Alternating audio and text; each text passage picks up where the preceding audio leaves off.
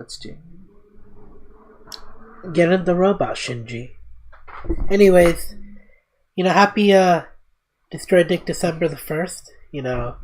Turkey Week was last week, right? I could be wrong, yeah.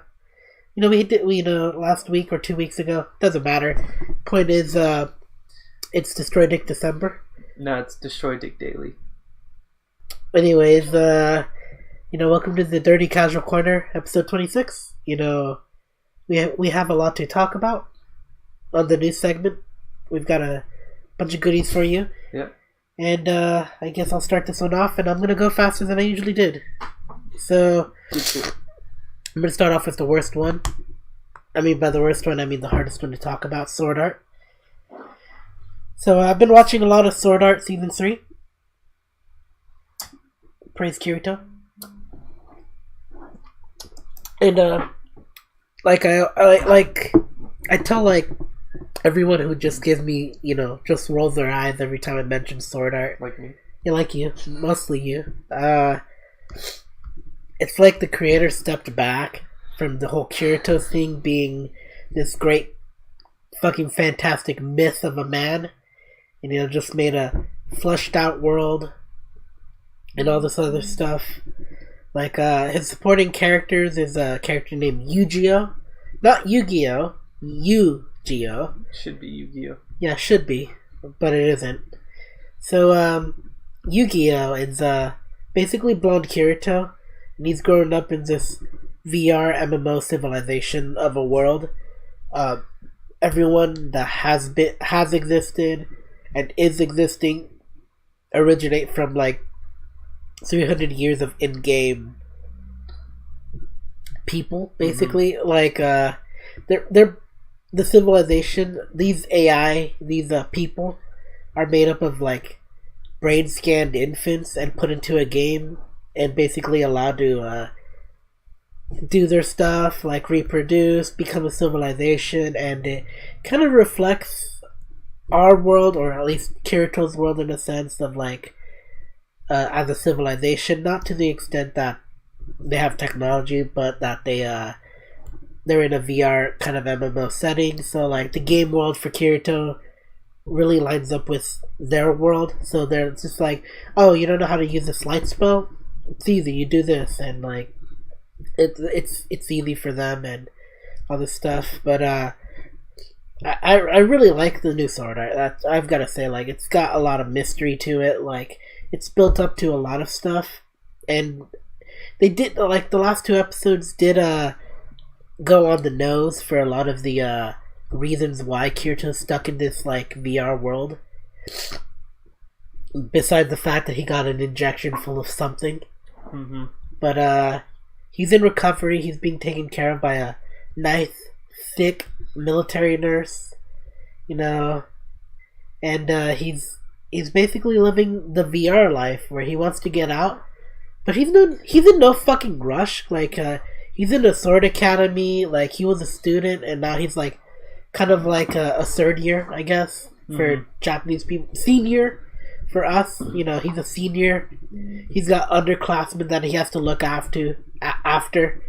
And same with the blonde Kirito, Yu-Gi-Oh!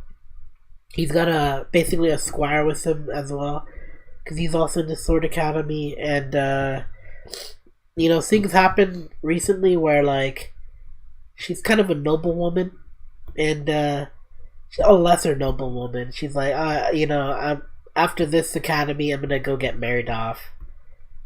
And I'm not saying that I don't want to marry you or anything like that, because she's talking to Yuji. She's but if you win this tournament and you basically can get upgraded to a nobleman like our teacher, marry me. And I like that a lot. It's not Kirito getting the babes, it's someone else. So that's a huge step up from the originals. And next thing I was watching is Reincarnated as a Slime. And before I was cucked by OBS.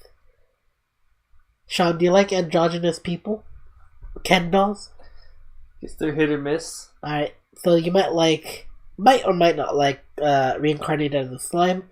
there's a huge series of events that happened. Well, I guess I just set you up completely, and you didn't even say the magic words. Guess they never miss, huh? God fucking damn it. Anyways. Fuck you. Alright, you got me there. So, Go on. a series of events happen in Reincarnated where Slime meets his destined girl, because, like, I think on episode 4 or 5, this elf girl divined that, oh, you're gonna meet someone special, and you're gonna be with them forever. And it turns out forever means he's gonna eat her. Because she's gonna die and all this shit. She's a Japanese woman who got summoned into this world, and she kind of gets the fire spirit forced on her, and she gets possessed every now and then. And she was at the end of her life, so she didn't want to die in this strange world, even though she's lived like countless generations. And Slime does the favor, and he gets a human body, despite being a Ken doll. He's got no junk, he's got no junk, and he's got the ability to do doubles, and they have no junk. Like, he can make the masculine, like, giant buff dude, or a feminine thought, and they have no nips, no fucking junk. That's just how it goes if you're a slime. But he's been enjoying his new powers, and they kind of foreshadowed the villains, the antagonists, which I don't think we'll see maybe by the end of the season. But I'm hoping that they're as powerful as the slime dude, because they also have the ability to name someone, name a monster. And by name a monster, like, you name a monster like a goblin, they literally, like, get a super huge level up and become something different, a higher tier monster. And these guys can do that. So I'm hoping that it's going to be interesting later on. Yeah, I plan on watching the show at some point, just out of time, but I'll check it. Yeah, and sorry for the sniffles and all that stuff. I cleaned up, and there's a lot of dust in the air, and yeah, it's bad. Next one is Honda-san, bookseller. Like, I've mentioned this a lot, and by a lot, I guess the last 2 or 3 podcasts. This is probably my favorite thing from the season, because it's really easy to watch and get into.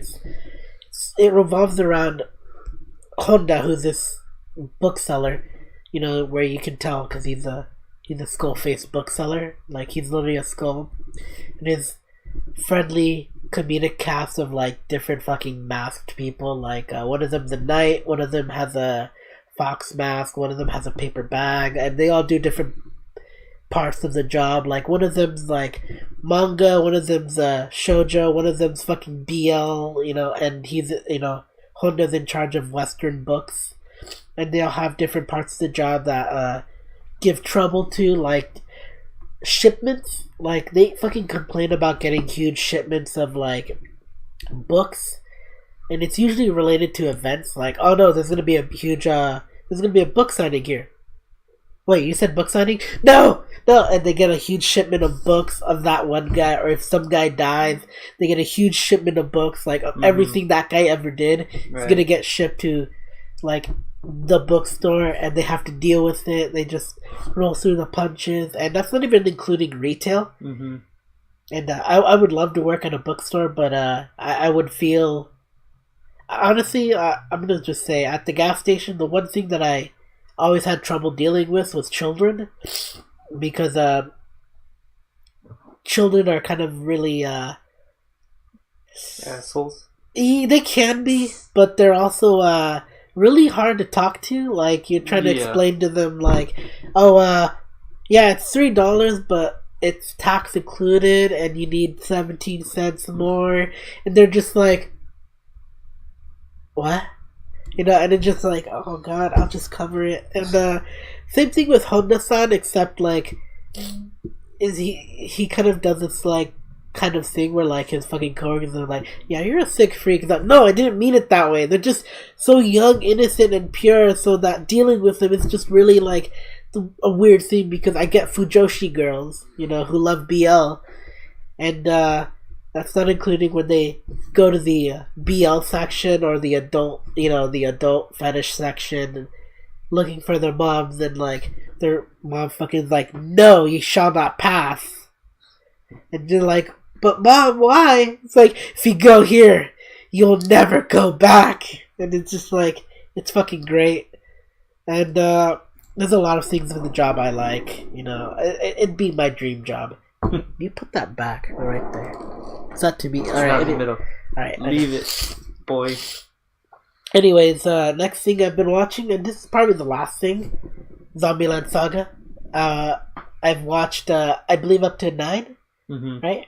Episode 8, I binged a lot of it, but I'm gonna have to go back just because of different tiers. Episode 9 was about the biker girl, and she's like one of my top 3 characters. She's second, hands down, one of the best things ever. I see we're getting in. Do you need a Bud Light Platinum? Please sponsor us. Yeah, and not to say not to diss our other brand members, but we do have a Sapporo draft beer.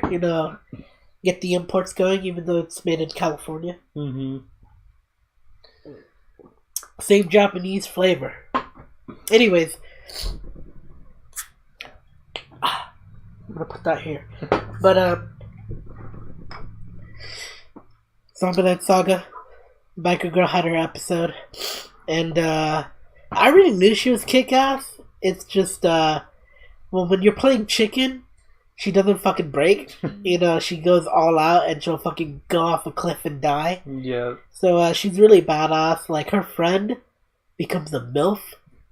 And she's a sweet mom who, like, really loves her daughter, wants her to be safe and all that stuff. But when it comes down, she's gonna be murderous. And, I love it.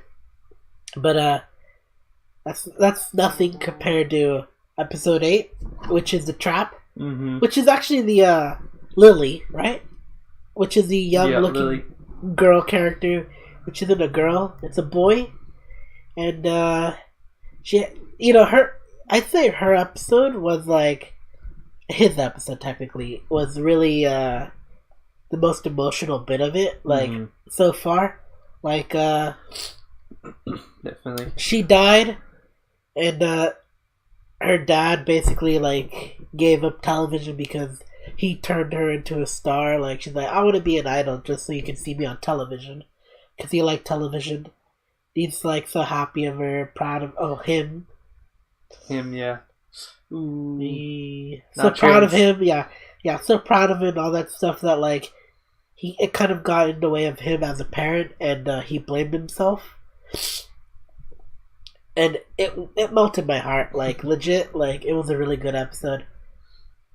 But even that was nothing compared to Drive-In Chicken. Yeah. Fucking Drive-In Chicken. Like, there's an episode where they do a commercial, and I believe in that same episode, or they do this whole, like, Olympic things where, like, they do, like... It was either that episode or the next one. Yeah, and they did something like Most Extreme Elimination Challenges kind of deal, like, where they grab rope, and like if you fuck up, you'll fall into like a mud thing, like American Ninja Warrior kind of thing. Mm-hmm. So they do obstacle course and all that stuff, but it was nothing compared to the Drive-In Chicken episode, which they're doing a commercial for this restaurant, and Ty steals it hands down. Like, just fucking like she fucking could. How do you say it? She can roost. No, not roost. She can basically do the rooster sound really well. Cuckoo-doodle-doo, whatever. Yeah, she fucking nailed it. And like, cause she can't talk, she gurgles. So like, all she could do was like, that's more or less it. I love her. She's the best thing in the show. I hope she gets an arc. And if she doesn't, give me Dojinshi. That's it. And that ends my watching segment. Alright, well, I'll follow in, which I've also watched Zombieland Saga, So I do like that at this point, every character is kind of getting their own episode, every, I think every character's gotten their own episode except for right now Tai, the geisha, which should be the next episode. No, Tai is the dumb girl. Yeah, she hasn't gotten an episode yet. That's what I'm saying.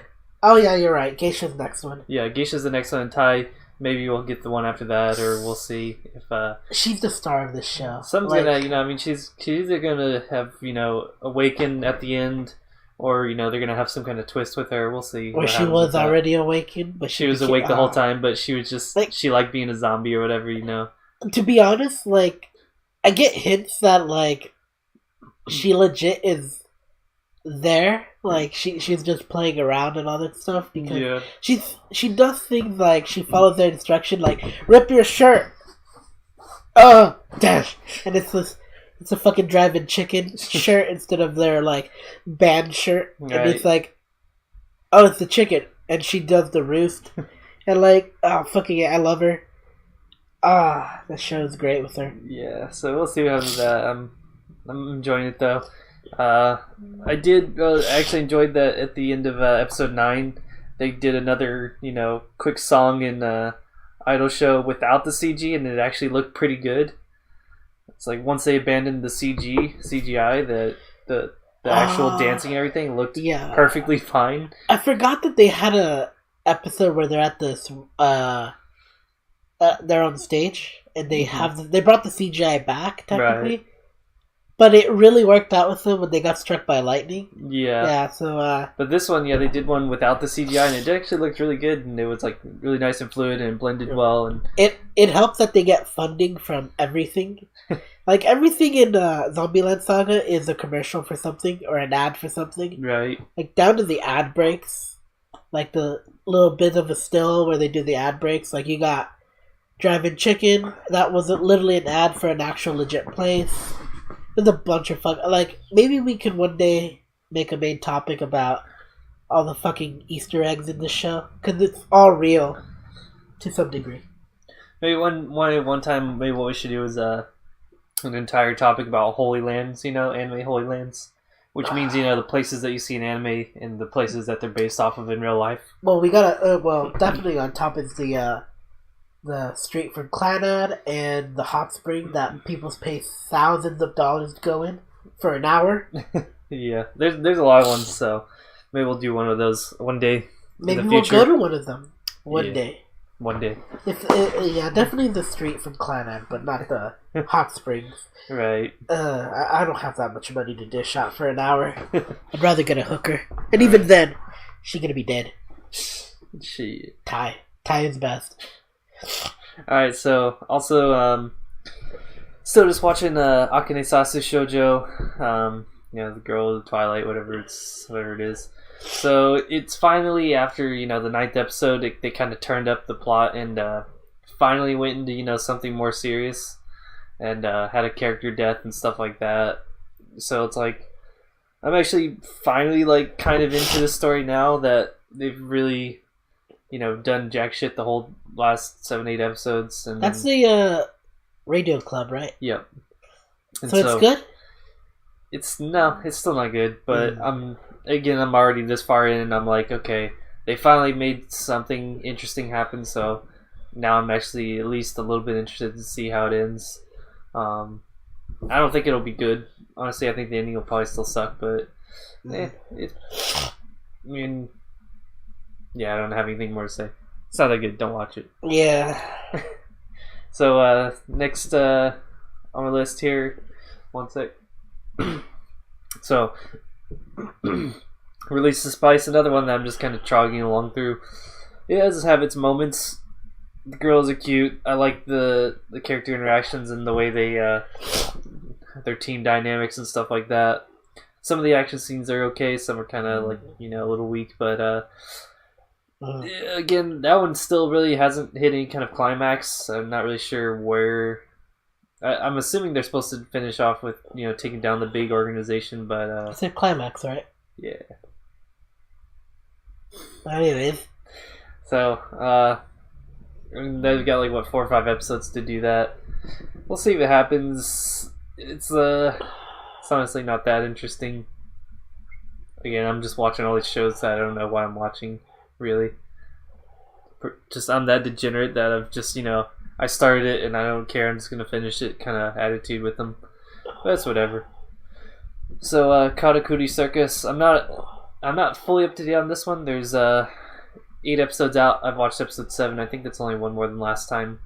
The plot definitely took a big turn from the last arc that they had, and so I'm pretty curious to see how they do that because spoilers, not spoilers, whatever. A big main character essentially died and now but didn't die actually, and now he's probably gonna end up on the the enemy side in the state that he's in. So there's probably gonna be this whole thing where there's conflicting, where the main character is fighting against the person who he looked up to and all this stuff. We'll see how that happens, but it'll be pretty interesting. The show's pretty good, and that's gonna have I think like 30 episodes or something like that. It'll be pretty fleshed out, I'm sure. But that one's definitely worth watching, and I enjoy watching that. So I'm up to date on the rest of these, I think. So Goblin Slayer. I read the manga, and I'm unhappy with what you basically revealed to me. Okay, so they last 2-3 episodes were I don't know what you'd call it, the city arc or whatever, which with the goblins in the sewers. Which was after the one I really wanted to see. Yeah, so apparently I've read this too, was that they skipped an arc from the manga, and so right now apparently, if what I've read is true, they're about 1 or 2 chapters just behind where the manga is. Yeah, at least what's translated, I think. Right. But I don't know Japanese. Maybe they're further ahead. Yeah, I don't know where the light novel is. I'm sure that's further along than 3 volumes in. Yeah. Yeah. But I mean, I don't know story wise where that is. But anyways, so they've got 3 or 4 more episodes for that, and they've skipped an arc. I'm not sure if they're going to go backwards and do that arc, or they're going forwards with the story and just gonna skip past. We'll see. Not really sure, but it's still really good. Still enjoying it. I have allergies, so yeah. Allergic to faggotry. Okay, we got some on you or what? You got me there. Anyways, dust bunnies. I was cleaning up, and it's still in the air, and I'm still dying. Nice. So, anyways, watch Goblin Slayer. Yeah, definitely. We got Santiago into it. Unfortunately, he could not be with us because he's with his lady. Yeah, of course. We're not going to see him for another 6 months at this rate. I think we're just going to have to off his lady. What do you think? Where do we hide her? In the ocean. We got the whole Pacific Ocean, dog. Come on. I don't know, man. I'd say the safe place would be in Hawaii if we can get her into a down current in one of those underground caves. Because people will never come out until like 20 years later. True. Yeah. But anyways, yeah. Unrelated. No. Yeah, unrelated. So anyways, we got him into it a little bit. Yeah, what she called Monster Hunter, fucking Goblin Attacker, Goblin Assassin, Goblin Hunter. Goblin Hunter. Yeah, he just kept making fun of us, but yeah, he's kind of secretly into it. He likes it a little bit, but we'll see if he gets on with it. So, next on the list here, Gridman.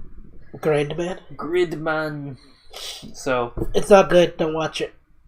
So it's actually the last episode. Well, the last 2 episodes. The last 2 episodes really more so fleshed out what the big picture of the story is and everything like that. And the last episode was actually phenomenal compared to the rest of the series. Episode 9 was just far beyond. Don't mind me. I'm just leaving that here. You got scratches so the mic can pick it up. Come on, dog. So, anyways, yeah, the last episode was far beyond any other episode has been so far, with both the cinematography, the way they told the story in it, and really just fleshed out a ton of the stuff, and just did a whole really nice arc in one short episode, and so now it's kind of clear what the big goal is for the story. And it may turn out that Okay, so my theory I think about Rika being pregnant is pretty much out the window, and there's a whole nother thing with her now. Okay, you see, I would have watched it if that was actually confirmed. Okay, well, do you want to hear the new theory? Is it better? No. Then no. Alright, here, let me hear it. Is that she doesn't actually even exist. Boom. Blew your mind. Wait. Stay tuned for next time. Wait. No. How? Exactly. That's how far into it with the story. Is that she may not even exist. But she's a main character. Wait, maybe she got involved with the Gridman crew, got killed, and is only as... Oh. You know, honestly, I don't fucking know. Like, this trigger anime pisses me off. See, a lot of stuff happened that you haven't seen in, like, I dropped it. Yeah, you dropped it a long time ago, so... Yeah. Here's a quick breakdown. Is that Akane is god of the world. She created it. And she's the one who's creating the kaiju. And it turns out that she might have even made Rika just from scratch to be her friend and everything. And they don't even talk. They do. Barely. Sort of, but yeah, that's the whole point, is like that Akane's living in this whole dream world that she created, and now I think their goal is to get them out of it, back into the real world. But I think if Akane did make Rika, then she doesn't actually exist in the real world. Okay, so what I might be thinking is, anyone who's died so far, just get back into the real world? Right. Maybe? Because how it happens right now is that anyone who dies is just forgotten instantly. Yeah. And that's just because they're in the dream world of Akane. So the kaiju creator. Yeah. So that's basically the short and sweet of it. I mean, and so it may turn out that she doesn't even exist in this corporeal realm. But is she pregnant? She could still be. Now we'll see. Yeah, I mean, I liked your theory that she was pregnant. Seemed solid. Was the main character seed, and he just had amnesia. No, but it seems like the amnesia was created by Akane, just so she could get closer to him and all this stuff. Like there was a lot of things. That was what this most recent episode kind of revealed, is that she most likely onset the whole world and gave him amnesia and all this stuff. So, and Gridman's the one who kind of sees past all this and knows that they need to get out, get him out. Yeah, yeah. That's pretty much the dealio. So I'm interested in what they do with that. I'm more excited for the dojins, just for C95 is going to be amazing. Or maybe even C96, we'll see when. Yeah.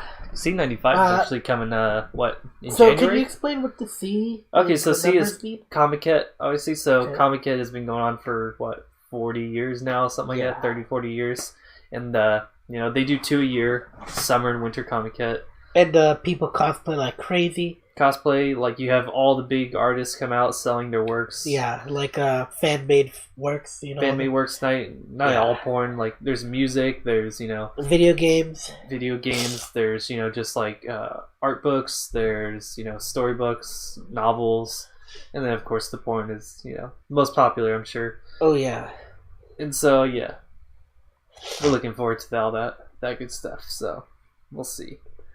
So last but not least here, I've since the last 2 weeks completely watched all of Happy Sugar Life. So now you don't really know. I think didn't you try to get me to watch it? Oh yeah, you need to watch it. And so I'm not really going to say much here. Get me after this. Just secretly get it for me, if you know what I mean. All right. Okay. So this show, again, I'm not going to say much just for my boy's sake over here, but because he's trying to get me to watch it. Main character is voiced by Kana Hanazawa, so that's always a plus. You should have just literally told me that, and I probably would have highly considered it. All right. So I'm also doing commissions. This is it is a fuck. How would you? It's a romance, in a way. I'm down. I'm down for romance. And there's just there's one character in particular that I think as soon as you understand her, is she abused? You're gonna yes. She's up there. You're gonna hit me up and be like, boy, I already know it. What am I gonna say? So I can at least know what I'm gonna say. You're gonna ask me for dojins. You're gonna ask me for anything of this lady.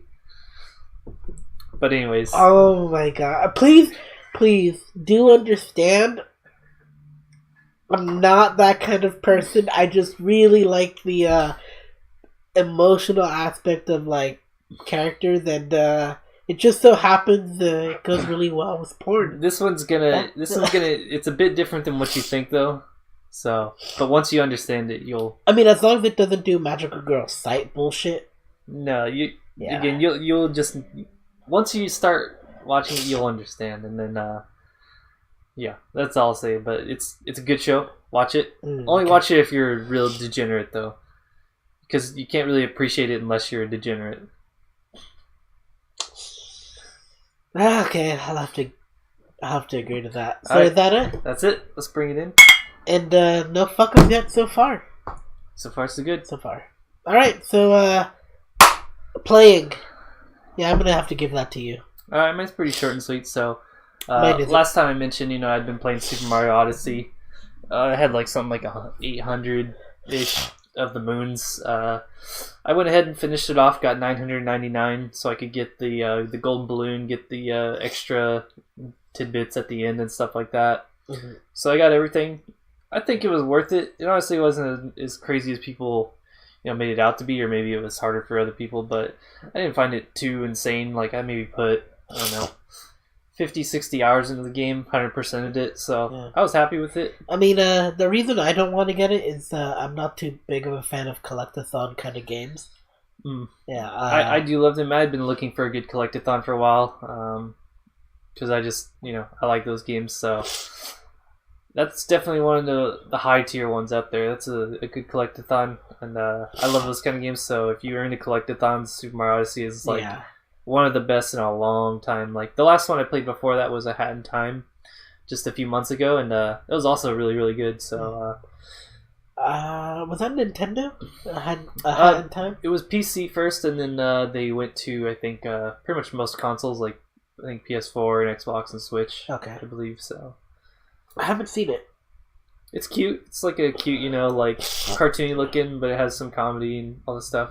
And it's like similar to the N64 era of collectathons, like Banjo-Kazooie and Mario 64 and all that.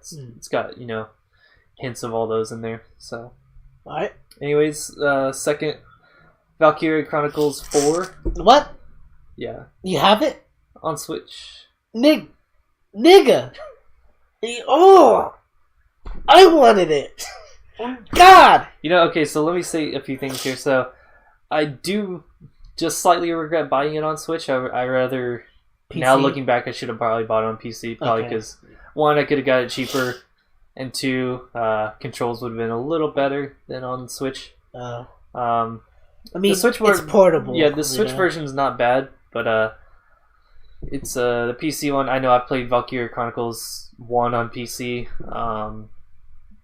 and so I'm going to compare it to the first one a lot because this one is it's the same engine, the same gameplay.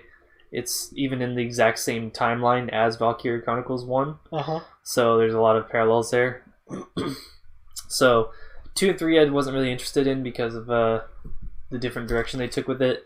This one is slightly less about the whole school life and everything, and back to just straight into the war. But a lot of the whole interactions and all the characters are still very high school like and everything.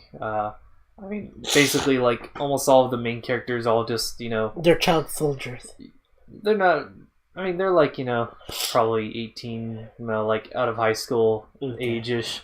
But, they're all in school together, so they're all, already best buddies and everything, which I like the whole aspect in Valkyria Chronicles 1 where everyone was just, people from different, places in the military, and they all just kind of had to get along with each other even if they didn't like each other and all this stuff, rather than getting along from the beginning. And so there was kind of that whole gritty war dynamic to it where we just gotta do this, we gotta fight the war, and maybe some of us will become friends, and some of us will hate each other the whole time. Whatever. But we gotta work together. Pretty much, yeah.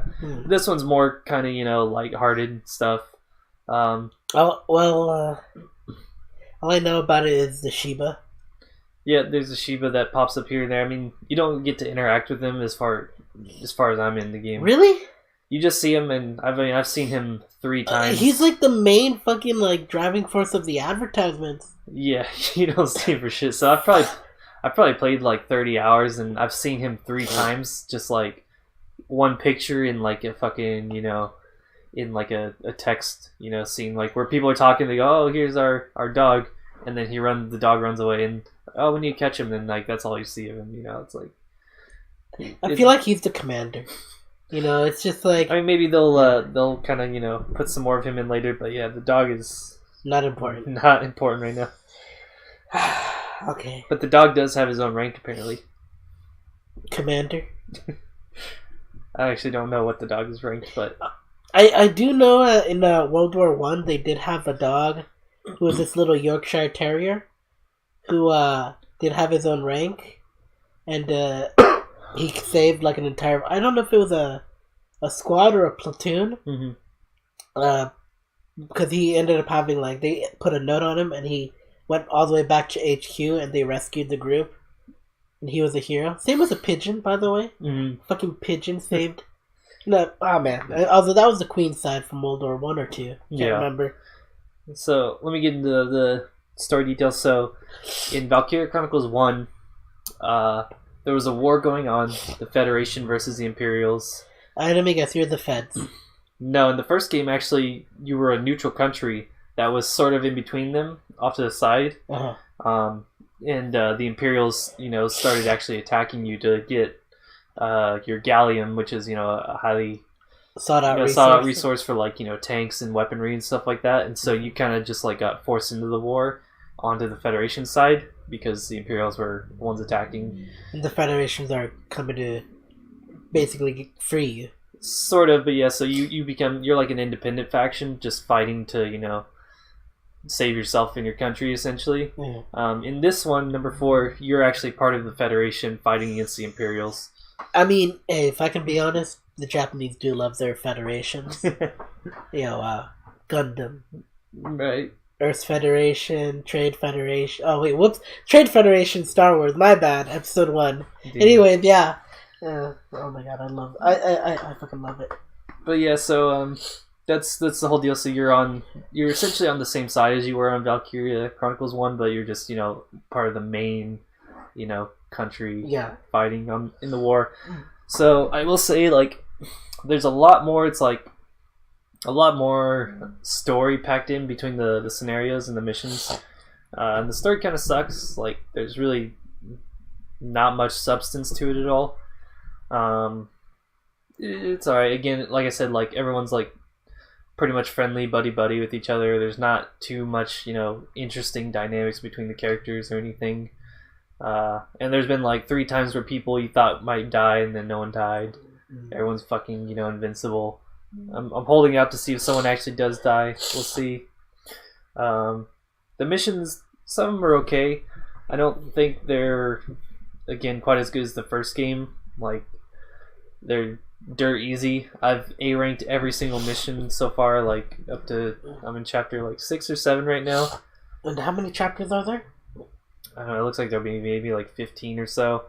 I've done 20, 25-ish missions, A-ranked every single one. And if I remember right, on the first game, I barely A-ranked more than 25% of the missions on my first try. They were hard, and this one it's kind of a cakewalk so far, but it's whatever. It's still fun. I do like the gameplay and everything. I love strategy RPGs, so I mean, it depends on the day for me, but I do have a soft spot for strategy games. I'm pretty much always down with them, but again, this one, so it's I do like it. Just again, having to compare it to its big brother, the first Valkyria Chronicles, not quite as good. Yeah. But it definitely holds some of its own merits. It has a few interesting things. So, all right, and that's it for me. So should I get it? get it on PC when it's half off. I think it was actually half off. Like I mean, in hey, the most it is recent December. sale. It's Yeah. Steam's gonna have the second biggest. Okay, wait. sale. Let me ask you: have you played the first game? None. Then get the first one instead, because you can get that one for $20 and it's better. So, and honestly, it's the exact same gameplay. Does it still have the artist who does the Taishoujo Raita? Yeah. Well, actually, I don't know if the artist is doing the newest ones. Yes. Okay, then it's... That is Raita. Yeah. Then, yeah, the first Valkyria Chronicles was Raita, yeah. Because, honestly, I have David to thank for you. I mean, thank for introducing me introducing me to Raita. I do love his art. Mm-hmm. And, but yeah, that was the artist for the first one. So yeah, just get the first one instead, and you can get it for like a third of the price. And I think it's much better story and overall just better game. So just get that one instead. You can get it for honestly any console. You can get it for literally anything at this point. So so I guess I'm starting off right. I've been playing one thing and only one thing only. No, I've been playing a few things. So I'll start off with one thing I've been having a short amount of time of fun with. Mario Party. Mario Party, I'm gonna include it together. Mario Party and Mario Kart. I gotta play it. Both of those games during Thanksgiving at your get together. Mm-hmm. I would not want to own Mario Party only because that game is really frustrating. Especially with the way they implemented the bonus stars. Yeah, the newest Mario Party definitely, it's like, if you thought Mario Party was random, this one's even more random. Yeah. Like I believe, okay, if they gave you an option to get rid of the bonus stuff, it'd be a lot more simpler and fun. Yeah. And the allies. The ally system is broken. Yeah. Bless you. Oh, that was a big one! Yeah, so the two things about the newest one, it's like the ally system and the bonus stars are the bonus stars are literally just random at the end. So you could be playing perfectly, win all the mini games, all this stuff, do the best that you could possibly do within circumstances, and just like get fucked over because I mean, all I know is I won. Oh, hold on. I won one of them. Just one out of 3, I think. Yeah, I won one as well, and then yeah, you Santi fucking won one. Yeah. Fucking dick. Anyways, I had a good time, Mario Kart, besides the Thanksgiving get together, I also did practice a little bit on my own, and because I owned the game, right? And I just did a lot of the Mushroom Cup, just to get the hang of the mechanics, and I think I might not get first, but I will definitely be runner up. I'm that confident. But, yeah, I definitely want to play you guys sometime. Yeah. Both times I played during the cup, I only lost to Santi by 1 point both times. I'm so pissed. Fuck. Both times. And, next thing I've been playing, Xenoblade Chronicles 2. I didn't get to play a lot of it, because, I kind of forgot. But I got like about 2 hours in, and I'm close to the part, I believe, where you're doing the mission to go do this investigation where you're gonna meet Pyra, the second best girl ever. Fight me. But yeah, the newest Dojin does her justice. Alright, it's a holographic. Damn well could be, man. That art's good. Anyways, I'm like this close to getting Pyra, and gosh, she's fucking great. Like, and I've not played the game yet, like to that point, but I've seen a lot of it, and I'm just waiting to get her. I'm just that close.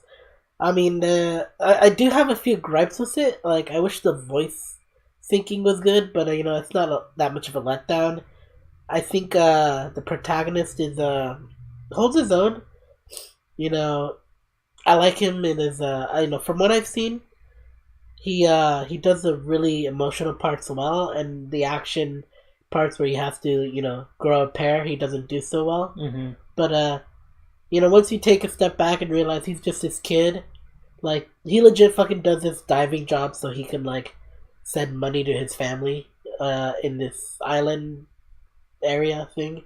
So that's just saying. So, he's just a kid, but he has a heart of gold, and I can't wait to break it. So next game, Azur Lane. I'm not going to mention much about it besides gold and cube hell. Yeah. Until just, I guess, a few days ago. Yeah, we're going to talk about it a little later. Yeah, a little later. And next game, I'm so hyped. So hyped. Destiny 2.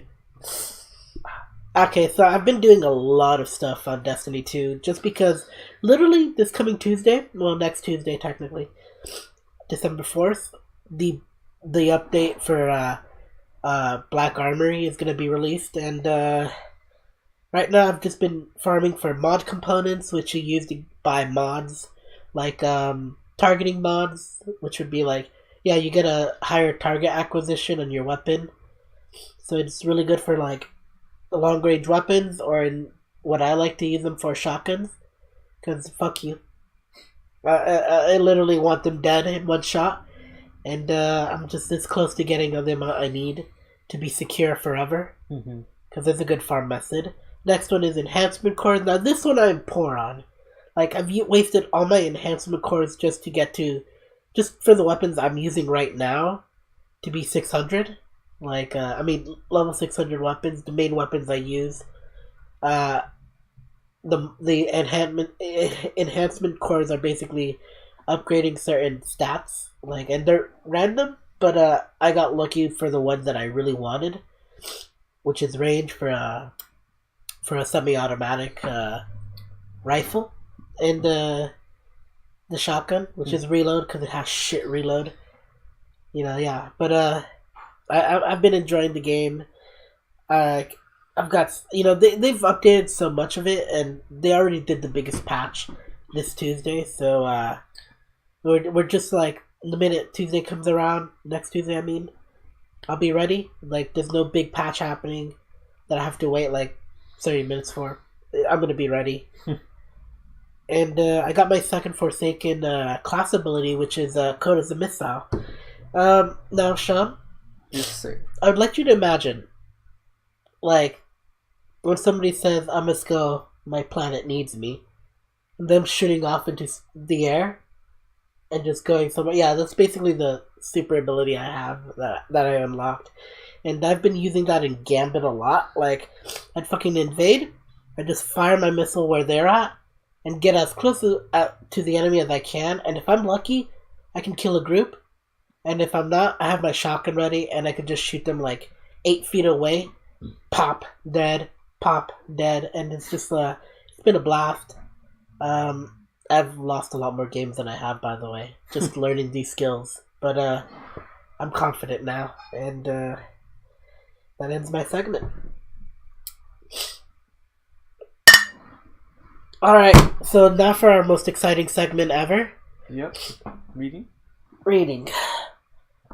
That was a half. Week. Alright, anyway. I couldn't bring myself to do it. Alright, so Sean, what have you been reading?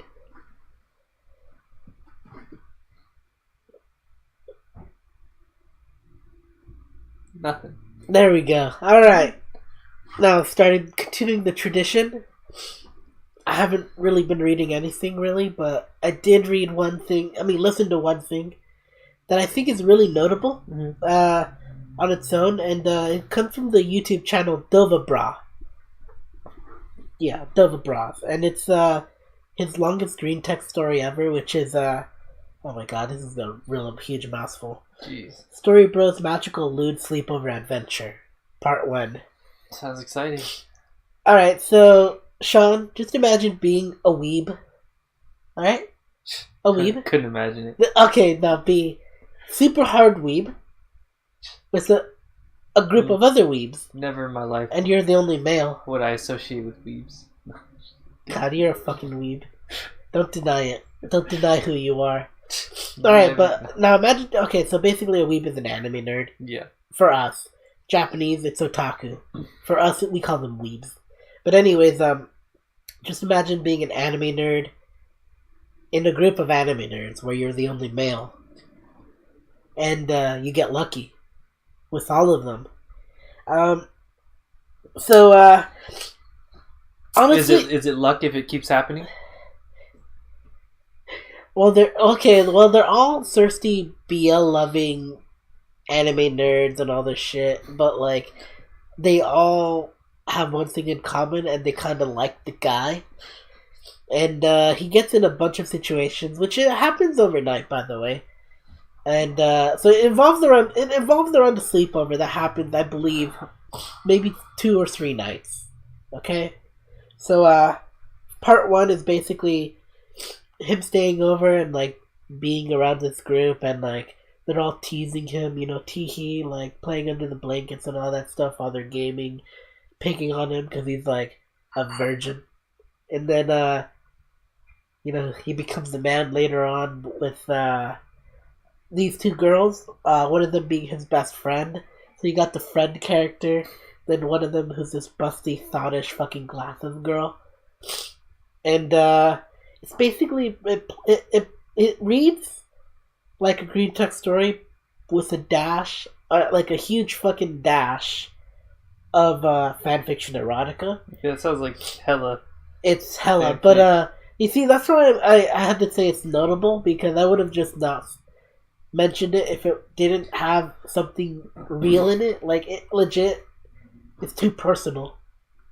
Like, either this happened and he's just flavoring some stuff up because like, oh yeah, his first time wasn't that great. Like, he even says it, his first time wasn't that great. But he there's a bunch of other stuff that happened, and like they go like 2 or 3 rounds, and take that as you will. But my fucking god, this weeb has a fucking harem. That's why I thought it was notable. Like, I kid you not, I was just like, wait, it's 4 hours long, and this is just part 1. Jesus. And like by what I meant personal is like he after he sleeps with his best friend, like his second one was like his best friend that night, and he has a blonde friend that is kind of crushing on him, and she kind of slips in the shower, and they go in together and like make sure she's okay, and she's like, oh, okay, I'm fine, and oh, you guys can stay in, if you want, and all this shit. And he's like, he's like looking at her, and then like her friend's like, her best friend, by the way, is getting jealous, and then things happen where she's like, the blonde girl's like, oh, it's something, more or less thinking like something's going on between them, and she has no chance. And the dude basically does the worst thing ever, in my opinion, which is he's like, oh no, nothing's happening between us, to the best friend that he fucked the night before. Oh my god. And like, I'm just like, and his fucking friend has like a backstory with like abusive dad and trust issues, like she's self-conscious, and I'm just like, oh my fucking god. It's like, this is what I meant. It's probably grounded in reality, and a little bit is embellished, but like, my god, I can't disregard mostly it. Mostly embellished, but it's really great. And I've had a great time listening to it at work. The only place I listen to my stuff. So yeah, literally 4 hours went by like that. Like, I did not take a lunch break, because I was that into the story. I'll get you some better stuff to listen to.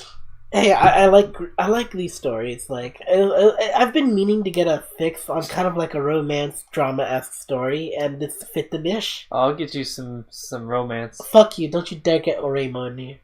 No. There's no story to it, though. Anyways, that ends my reading segment.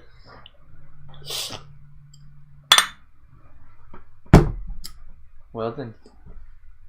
I'm not sure if you know what's going on recently, but please start us off and get to this part whenever you feel. Well, here, I'll chime in. Here, you see all that? It's all there, huh? It's all there. It's all there, and that's not including the recent stuff that we just watched. Yeah. So you please step in anytime you can. But yep, go for it. I'm not sure if you ever heard of a video game company called Bethesda. Who? A little indie company or what? Yeah, a really good indie company. Anyways, so this company called Bethesda, which if you haven't heard of, made Skyrim 5 times. 500. 500 times, basically. So basically, they come out with a game called Fallout 76, which is a sequel to their Fallout 4 title that happened literally 4 years ago? Yes, something like that. 3 or 4 years. 3 or 4 years. Okay, so relatively recently, they make a new Fallout game, and it's kind of like this weird Rust MMO kind of style game, and it's buggy as hell. Which you would think, oh no, it's a Bethesda title. They're just known for their bugs and all that stuff. But no, this is literally an unworkable mess. Like game crippling. Like we're talking yeah. Okay, beta uninstalls itself from people's computers. 50 gigs of of game. Yeah, and I mean 50 gigs of a patch with the day one 50 gig patch. Yeah. And people like me, I have a 1 terabyte limit per month on how much data I can download without having to pay extra money. Like if I gave a crap about that game and had to be downloading that's wait, I have a terabyte? Oh shit, I probably am over by now. Yeah, it's like if game companies doing this shit, it's like you're gonna make me download 100 to 150 gigs in a week just because you fucked up all this stuff. Yeah, you're literally taking up the entire almost a massive 15 to... I mean, I have a 1 terabyte hard drive on my Xbox, and if they're gonna do constant updates like that, I'd have no space. Exactly. Yeah. But anyways, yeah, I'm talking about, but otherwise, game breaking bugs yeah. Of course, people clipping through walls, the game running, it's speed based, it's physics based on the frame rate. Mm-hmm. Where if your frame rate's higher, you run faster and stuff like that. Clipping, textures through everything, clipping, lighting, I mean, just insane amount of bugs, and these are some very, very game breaking bugs. And that's not even including the game, which is there's none. There's no NPCs, there's a lack of content, and there's a huge server issue, stuff I don't know how long ago this happened, but apparently two players ended up nuking at the same time, and the server crashed or completely something crashed the servers. Yeah. And that's just the game itself, and there's probably more stuff if I look into it. Do you know what happens when you actually drop a nuke? Have you seen what happens in the end game when you drop a nuke? No. It becomes Skyrim. It literally becomes Skyrim. You drop a nuke, and a fucking dragon, just like Skyrim, comes from the sky. Oh, you mean that's the whole... Yeah, okay. Literally exactly how Skyrim dragons work. They actually have the exact same AI. They do the same flying patterns. They come down and attack the same way.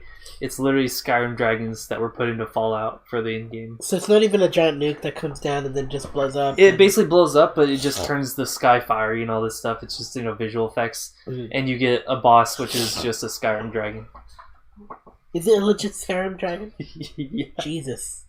Anyways, maybe that nuke was so strong that it just broke the dimensions. It's fucking hilarious. Yeah, but that's just part one of my news topic on just Bethesda. This is a tiny little portion. Yeah, just a tiny portion, because the whole shitstorm is about to come down right now. So because players were really unhappy with the game, a lot of them want a refund, and unfortunately, Bethesda didn't host their game on Steam. They hosted it on, at least for PC, they hosted it on their own launcher, I believe, Bethesda launcher. Bethesda launcher, yeah. And I don't know about consoles or anything like that, but I think they got a refund through Xbox or PS4, possibly. I don't know if they did or not. I haven't heard news, so I didn't could be wrong.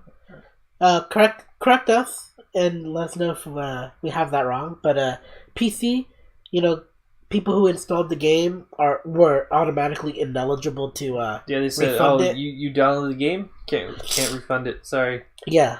And it's just a lot of fucking people getting angry with it that a bunch of people review bombed it. It's the worst rated game on Metacritic in history. And actually, honestly, the user score is low, obviously, but the critic score is pretty damn low too. I think it's around 49 or 50 or something like that. That is insanely low for a critic score of a AAA game, even Like we're talking like I think it's lower than like Mass Effect, Andromeda, and stuff like that. That's like I mean, low. Andromeda got better though. Like I don't see like Fallout 76 getting better. Yeah. Yeah. So people are angry. You know, they review bombed it, which they have a right to be angry. You know, you can't get a refund on a game that's essentially broken. Not as advertised. Now here comes the fun part.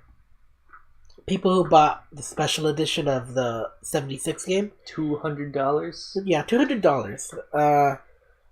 Essentially, they got a shit game and a bunch of the other goodies. You know, a like power armor mask, helmet. yeah. You know, which you know that's cool. You know, you got a helmet and all the stuff. But one of the things they mentioned was a canvas bag to carry your power armor helmet. You know, that collectible item and all that shit.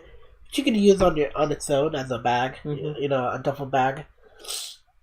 They advertise it as canvas and a good. You know, I don't know if anyone else got canvas, but a good majority of them got nylon. Nobody got canvas. Nobody. All right. And the canvas bag's not like amazing, but it's like it's higher quality. You know, it's like it's not gonna, you know, tear as often. You know, it's like a more heavy duty like bag. Like it's like. You know, maybe like a $30 bag. I mean, you know? canvas is used in a lot of military backpacks, so it's sturdy. Right. So, and easy to fix if you ever get into it. Because I think I did see some posts that someone's found the exact same design bag that was being advertised, just, you know, without the Fallout logo and all that stuff, and it was $25. Something like that, you know? The canvas one. But... Instead, you know, they didn't get a canvas bag even. They got a nylon bag, which is essentially it's a trash bag. Pretty much. It's like the cheapest, one of the cheapest materials you can make bags out of. I had a nylon bag that was a reusable bag, and that thing did not last. I mean, honestly, like a lot of places give nylon bags away for free. Yeah, like fucking Anime Expo, they give you nylon bags. Yeah, like Crunchyroll nylon bag for free. Yeah, it's like there's something cheap. You got a fucking pen in there that like you did not put the cap on right. Yeah, say goodbye to that bag because there's gonna be a hole in there, and if you have any weight in there, it's gonna just widen and widen. But you know, honestly, the bag isn't even the big issue. It's the principle that they advertise it. Of course, yeah. And when people, you know, message Bethesda support and saying, you know, hey, you know, I didn't get the bags advertised and all this. The response was like, "Oh yeah, we didn't have enough supply to, you know, to send, you know, nylon bags, so we had or canvas bags, so we had to change it to nylon." Which makes no sense. Like, honestly, you know, if you're gonna advertise, and that's legit false advertisement right there. Like, at least you should have notified everyone that was gonna get this. Okay, yeah. Look, before like this, you know, we send it out. You know, we had to make this change, and people wouldn't. Well, people would still be upset, but not as upset as not nearly as upset if they like sent a message like 2 weeks beforehand before it released. You know, saying, you know, the bag you're gonna get's gonna be a little bit different, but you know, we hope you still enjoy it, whatever. Yeah, and my fucking god, and it's just so bad. Like, and that's, you know, you think that response, you know, we didn't have the materials and all that stuff was bad enough. People who got the special edition, you know. Bethesda did. Oh yeah, I was gonna say. So Bethesda did make a response to this to the people who spent $200 and got this, you know, cheap, you know, 10-cent bag from China. They gave them a fucking deal though. They really the best deal ever. They hooked them up. So as you can see on screen, you know, we got this this delinquent here. Huh? I gave you 500 atoms, so could you, like, fuck off? Yeah. That's basically what Bethesda did, but they tried to say it nicely. So everyone who bought the collector's edition, if they went through the process of you know, finding the proof of purchase and sending it to Bethesda, they got 500 atoms. So this is in-game currency. For Fallout 76. Yeah, for only Fallout 76. Only. And this is $5 worth in-game. $5 worth. Yeah. And this is like such a little amount of in-game currency that you cannot buy anything significant. Like, you cannot buy like even like equipment for your character. Like, you can't buy cosmetic stuff for your character. You can buy decorations for your shelter. That's it. Like 2 decorations. And that can still be destroyed. Yeah. Like, honestly, you know, this game is such a huge mess. So this next part is probably the silver lining. which I don't believe is gonna amount to anything. But yeah, it will be. It could be settled. Someone filed a lawsuit against Bethesda, for false advertisement and bad business practice. So, I don't have any progress so far as of yet. How far that's going in, it could be thrown out of court. But honestly, Bethesda does deserve everything. And there's a part 2 to this, to the canvas bag, Sean. Yeah, so just recently, I think it was like yesterday or maybe even just today, it turns out that a bunch of creative influencers, YouTubers, streamers got sent like a nice like Fallout 76 canvas backpack, for free. They didn't do like jack shit for all the people who spent the $200 collector's edition. But these guys did. They just sent to a bunch of people that they could get free advertisement off of. Well, I guess not quite free. Maybe spending $20 on the bag. They sent. They spent $200. I mean, the special edition was $200. Yeah, basically. So they sent that to those people and didn't do shit for all the people who got the game. Bought the collector's edition. So honestly, I've just I ragged on my friends who specifically one of them. Oh, say hello to Santi. He's watching. Yeah. Why aren't you on? Why aren't you here? Anyways. But yeah. Honestly, dude, like, back to Bethesda, like, I ragged on my friends. Specifically one of them who, kept, basically riding the Bethesda train. Mm-hmm. And, honestly, like, they've just shut up at this point. And I feel bad. Like, legit. It's just like, I did it as a joke, and as it got worse, I just had to shut up. Yeah. Like, it was just like, yeah, there's no point rubbing salt in the wound. Like, initially they said, oh no, don't worry, this has got to make them do better. And I'm just like, yeah, you keep telling yourself that. So yeah, eventually, after this lawsuit got filed, Bethesda, like, real quick put up a public response saying, No, they didn't. They sat on it for a good while. It was a little while, yeah, but they still, that was what probably triggered the response to say, oh, the game is not quite up to snuff and all this stuff. We're going to try to fix it, and it's not even a good, really, response, but it's making them, they're on their toes. And look, it's only going to get better from here on out, possibly, because they've already gone so low, and I don't think it'll ever get good. But it's only going to get better. But not good, Mm-hmm. They took such a huge nosedive that they'll just only climb this much up. I'm just saying that. I mean, it's like all these big companies are just going from like these like monoliths of really high quality, like AAA games that you're going to get a good game out of, and it's like Blizzard and Bethesda. Now they're just like so fast they just like drop to like rock bottom, and it's just like, damn. That's what greed does to you. Yeah, honestly, like, Bethesda is just the example of what not to do, as, like, pre-order and business practice and game-wise, not sending out a game like this. And, I do have something else that's, not equally as bad, but just as bad. Battlefield 5. Don't buy it. If you don't like it, don't buy it. I guess I won't buy it. Yeah. Darn. Okay, so Battlefield 5, the sales numbers came out recently, and if you thought Bethesda's fucking numbers were bad, mind you, Bethesda's numbers are probably really high. Battlefield 5's example is really low. Legit. Low.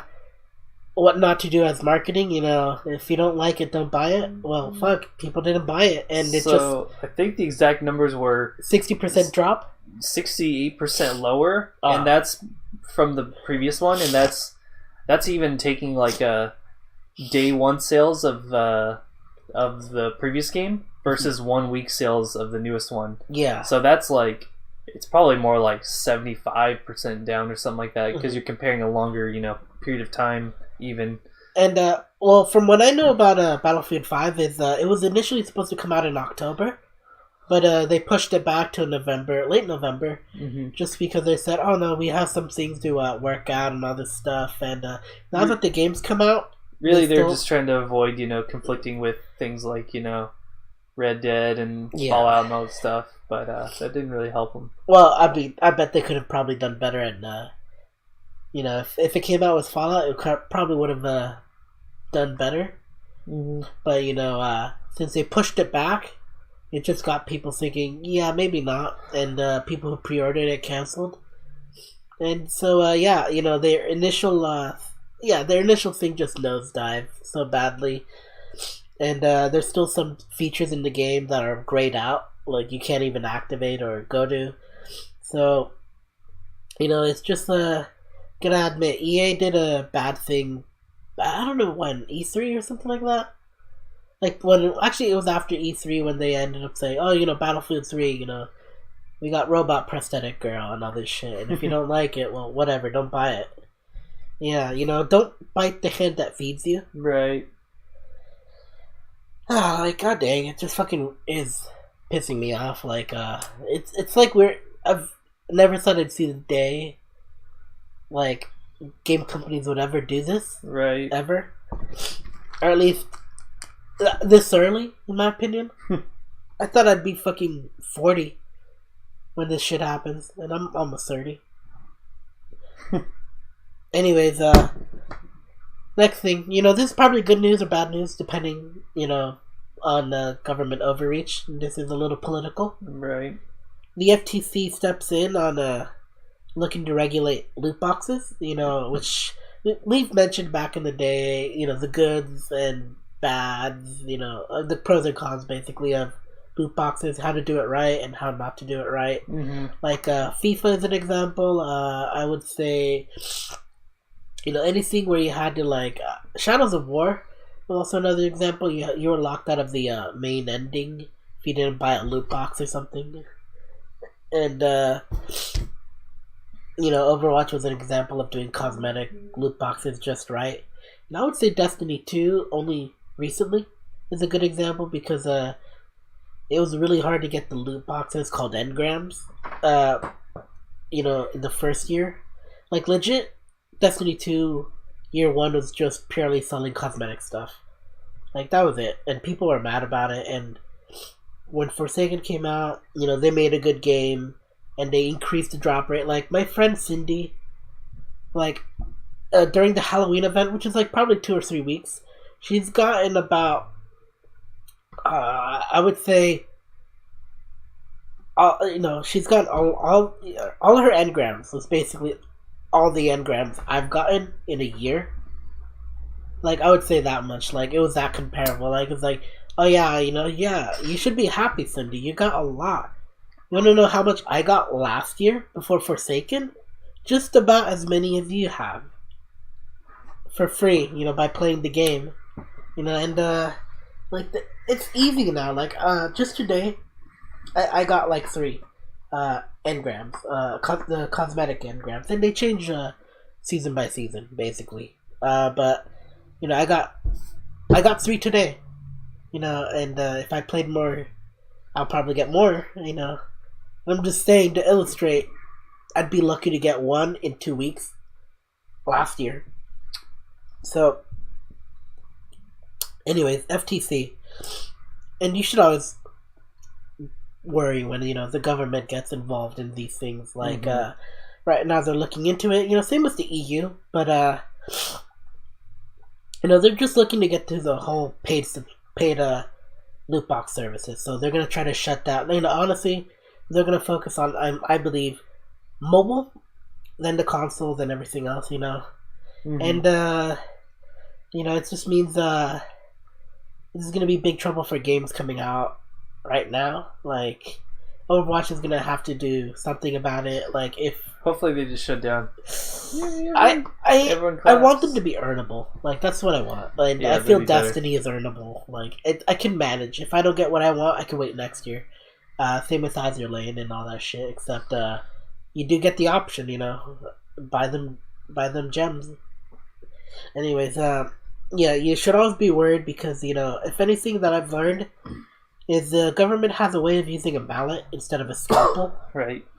So, I'll keep you guys posted if anything comes out of it. Yep. Alright, cool. Now, this one's the best news. Nintendo Creators Program is gone. That is a very good At least thing. next year. But so they're not accepting anymore, and it's gonna be dying out soon. Literally in January. No, yeah, they already put out the new guidelines, and that's like effective now, essentially. Like, so yeah, before, like, if you did a YouTube video with Nintendo, and you're getting paid for it, like by views and all that stuff and ads. you had to be part of the partner program to basically get any kind of money off it. Otherwise, all the money went to Nintendo. Yeah. Or just was a huge or just chunk shut of down. it, yeah. Or the video just shut down. Period. Usually shut down, and if you were in the program, you'd get 40% of your revenue. Yep. So yeah, like it's ending. Oh my god, it's fucking great. And honestly, I never wanted to do a Nintendo video, but now that I got a Switch, I'm thinking, I might do some Smash recordings. I just was really iffy, and now. Good. I have that opportunity. And our buddy Santi wants to stream it, so good for him, Good for him. He'll be able to now, without getting shut down. Now this is more good news for you. Okay. So there's a great man by the name of Zine who purchased the domain name Play Diablo 4. Yes, I heard about this. So would you like to elaborate a little bit more? Oh, Sean? yeah, so, he's had this for a while. So this domain, playdiablo4.com, and this only became a big thing, or became discovered really big after, BlizzCon and the whole Diablo Immortal fiasco. And so, of course, Diablo 4 coming out, but if at any time in the past, like, month or so, you went to playdiablo4.com, it would literally just direct you straight to Path of Exile's website. Which was funny. Yeah, just Great. as like a big meme, because there was no Diablo 4, and it just goes straight there.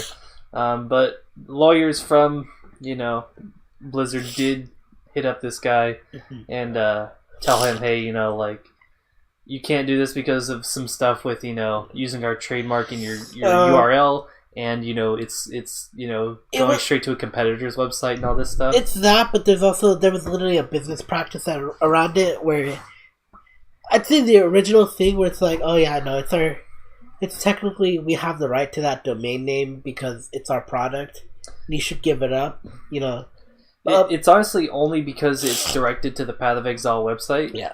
Because I believe after, hearing this, he directed it instead of to Path of Exile, he directed it to the Google search phone. Yeah. No, that's after. But that's after he was contacted. He did that, and he honestly said to the lawyers, I'm fine with giving it up if if Blizzard wants the IP, if they want this and they want to use it for Diablo 4, I'm fine with selling it or giving it whatever. Not even selling it. They're not even allowed to sell it because he can't sell it because of originally he can't make money off of it because it's their originally in the early internet. When internet domain names happened, there's a good story about this guy who noticed that there was no McDonald's.com. So he contacted McDonald's and said, yeah, you don't have a McDonald's website, and you should probably get it and do this. And they ended up telling them, like, nah, we're not interested in that. And so he bought the domain name, and then contacted, I believe, Burger King, a direct competitor, and they ended up saying that they didn't want the domain name. So he ended up sitting on this.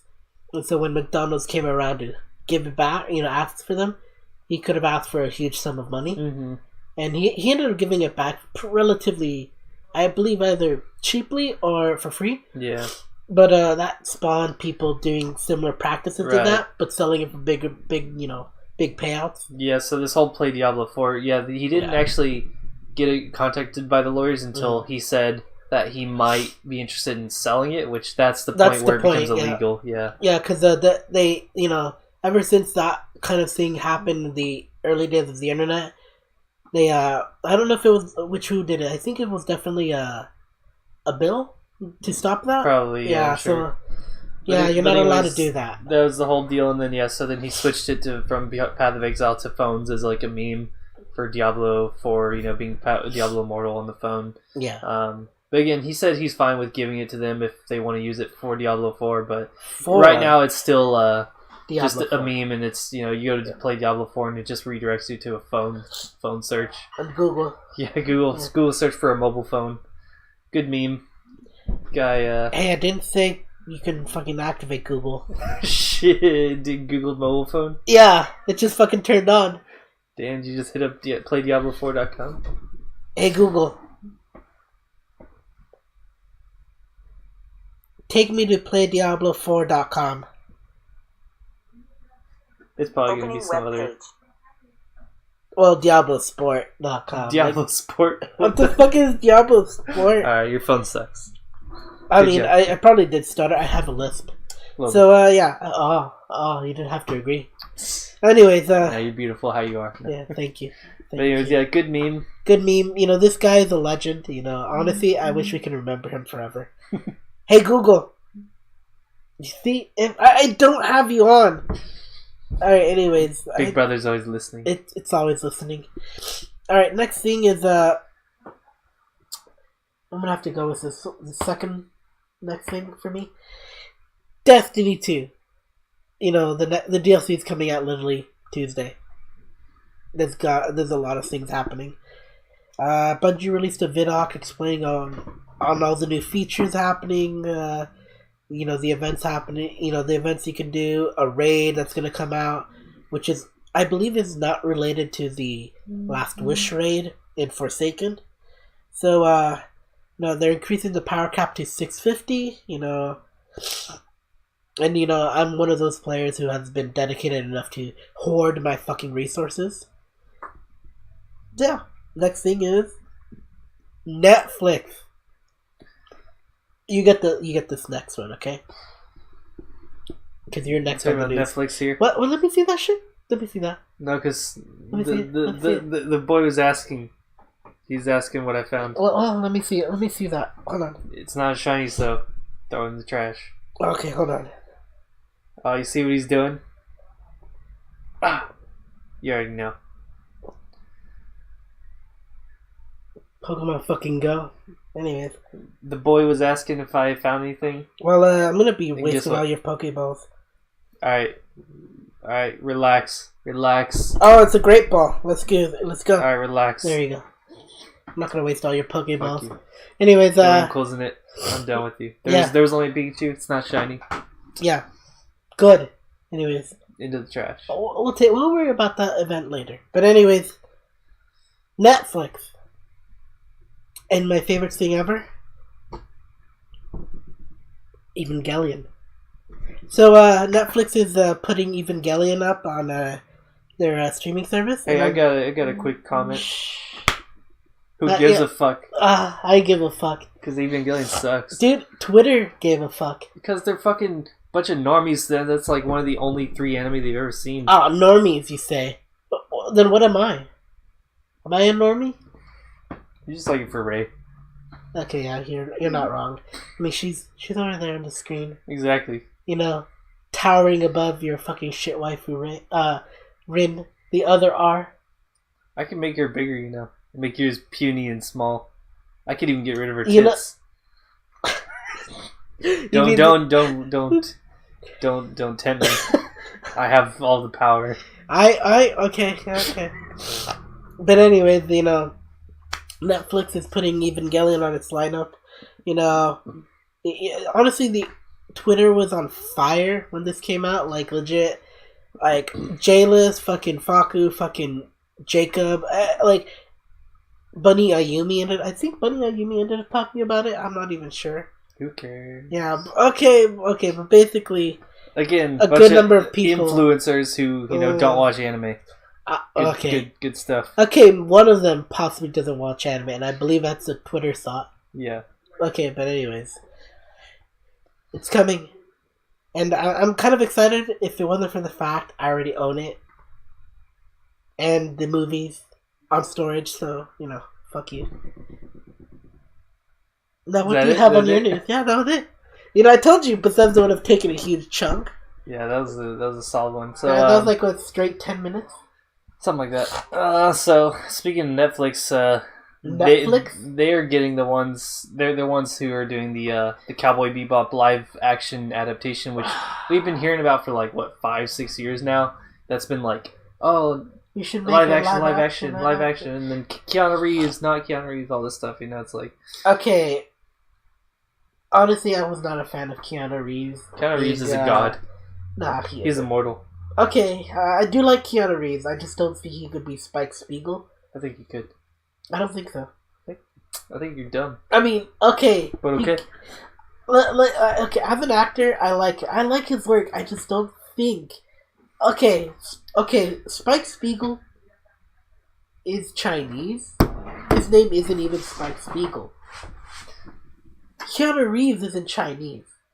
Okay, does Spike look Chinese? It's a fucking anime.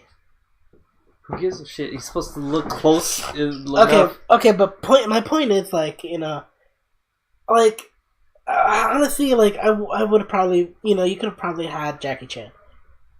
Yeah, that's fine. Yeah, I would have loved Jackie Chan better. Sure, why not? But then that's got its own problems. But yeah, it does. So, you know, Jackie Chan can't pull off. Well, he does know English, but yeah, he can't. Okay, I've seen his hard hitting films. I've seen him fucking literally gun down a prime minister. Like, I kid you not. Like, he can pull off those hard gritty films. He could be an Asian assassin, you know, a former Asian assassin who has his daughter die, and he's asking for the, like, you know, government employees. Yeah, give me the names of this, because he knows this was like a false flag attack, and he's going after the people who did this attack. And it's just he can do that. Like, I kid you not. And Keanu Reeves, well, what? John Wick, Neo, Constantine, fucking Bill and Ted. Okay, honestly, yes, that is a huge fucking list right there. It's bigger than people think. 3 fucking people are the same, and then you have Bill and Ted. Exactly. Like, Keanu Reeves can only play Keanu Reeves. Yeah, but it's so good still. The so character good. is just... It's a strong character. No, but my point is, like, I don't want a live action. I really don't. I don't either. I especially don't want a Netflix live action. That's just... I thought that was my hair, but that's the cactus behind me. Yeah. A Netflix adaptation, that's just... oof, we just went far beyond what we wanted. Well, we've seen a live action before. We just don't like mentioning Dust Note. You know, when they had the whole PCL... Yeah, I know. Weak ass Kira. But anyway, so getting into it, so Shinichiro Watanabe is apparently a consultant, whatever the fuck that means, you know. Which means nothing. Yeah, exactly. People are like, oh my god, he's a consultant, so it's going to be perfect. No. They might ask him like 1 or 2 things, but that basically means jack shit. You know who else was a consultant? The creator of fucking Ghost in the Shell, for the Ghost in the Shell live action movie. Exactly. That's what I mean. It's like, that's why I put no... You know his input on that movie? Do your own thing. Make it original. Exactly. Don't do anything we did. That's what I'm saying. It's like, they'll ask him, is there anything you want us to keep perfect, or do you care about this? And then, like, otherwise, they're not going to do shit. You know, it's like... They're just using that for headlines, you know? Okay. They're using it so they can get people hyped. But otherwise... I mean, that's the whole point, like, what I don't like about it. It's, you know, hype is only good until if it's actually earned. But yeah, people are going to eat it up, and then they're going to realize, oh wait, it's actually trash because it's Netflix, and history repeats itself. This is fucking one of the first writer that they've got for the pilot episode is going to be a fucking Marvel writer. Like, come on. Which one? Christopher Yost. I've never heard of him. The one who did like Thor 3? No. Who did some Thor stuff, that did a few things before that. Okay, but it's literally just a Marvel. He's like, he writes comics and did some of the movies.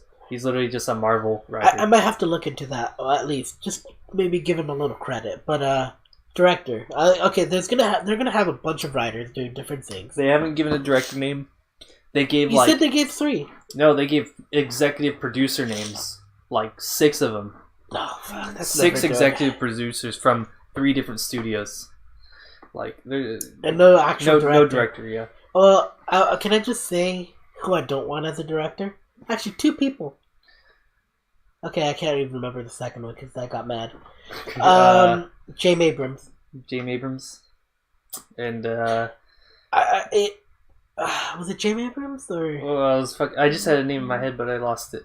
the guy who did? The guy who did Civil War. No. Guardians of the Galaxy. I don't want.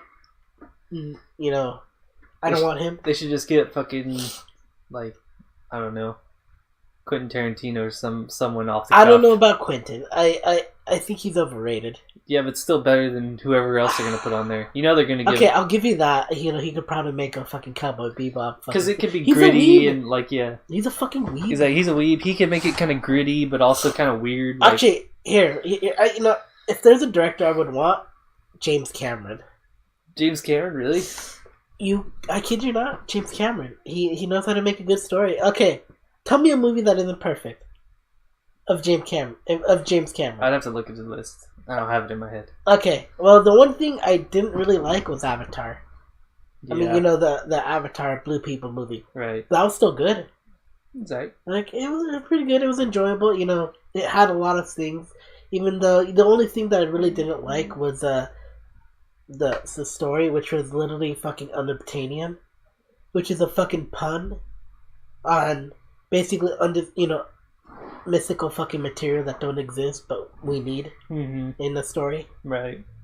That's the actual literary term. It's called unobtainium, and he just makes that as a fucking material. Right. All right, but Terminator 1, Aliens.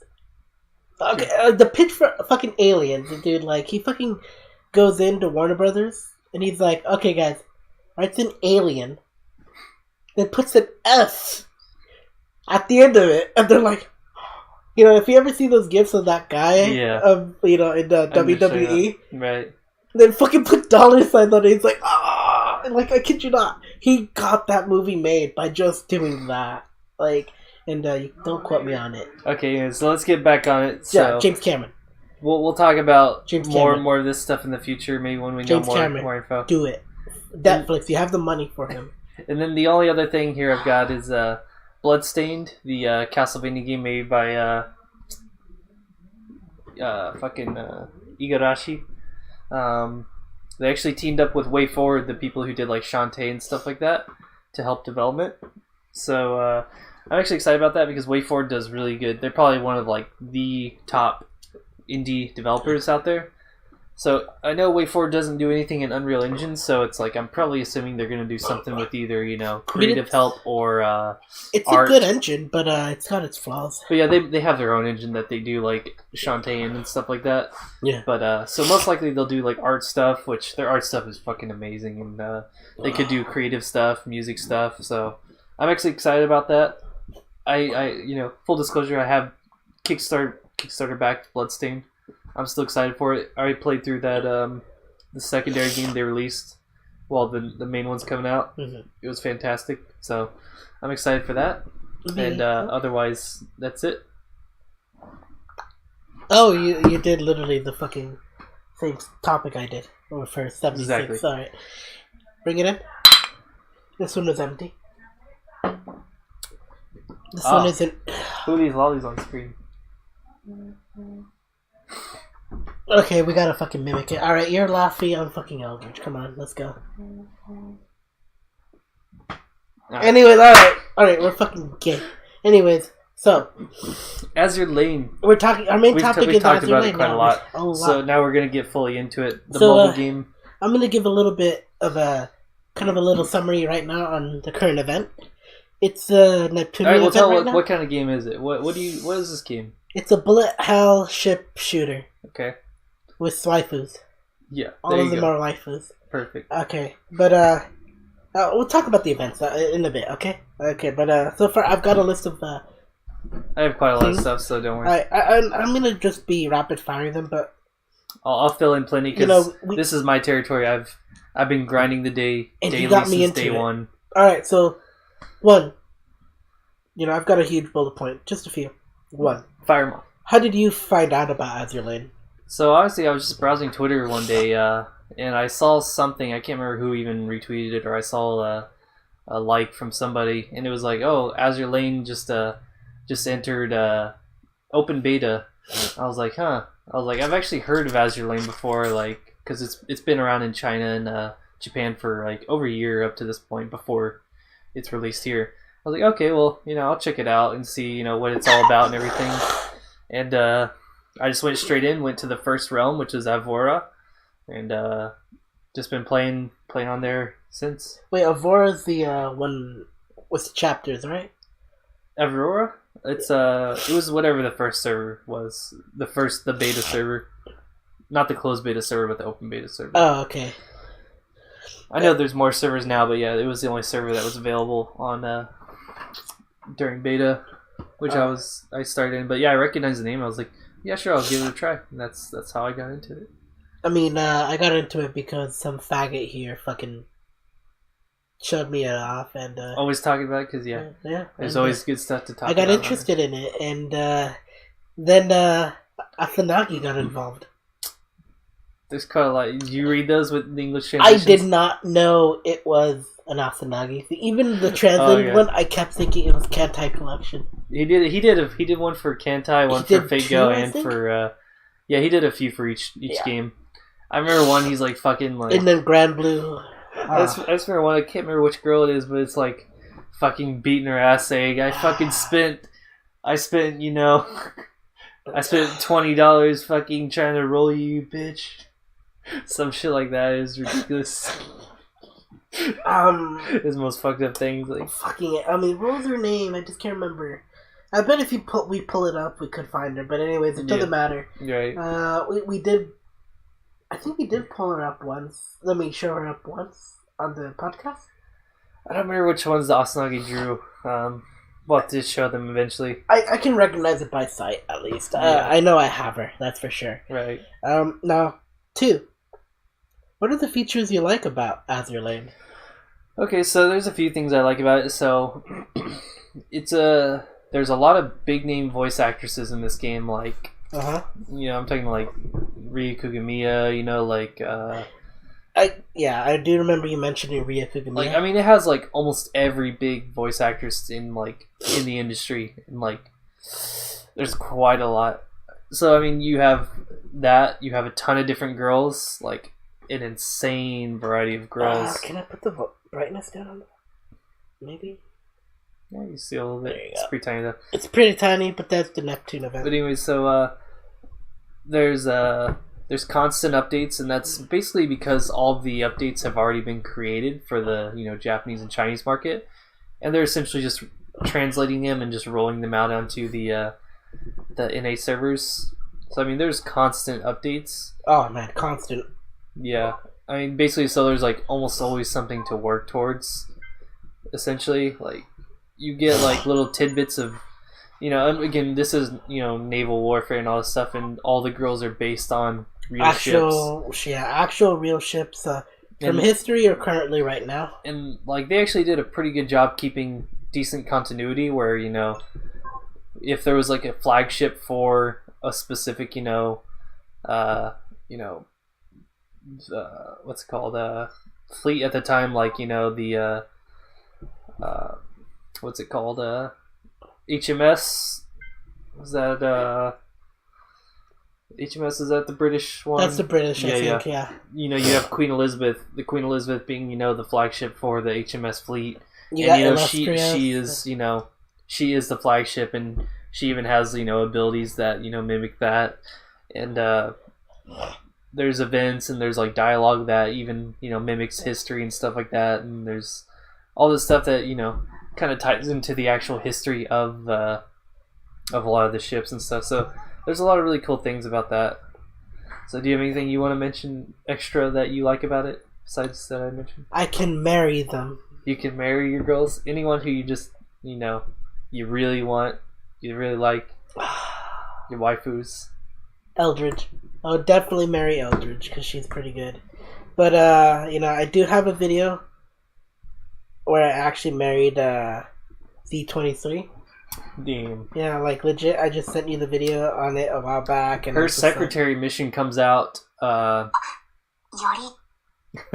right there. So, I'm not gonna show you much, but hey, I'm just saying. Just saying, Z23's secretary mission comes out on the 5th, and that means you get her new outfit. She has her teacher outfit.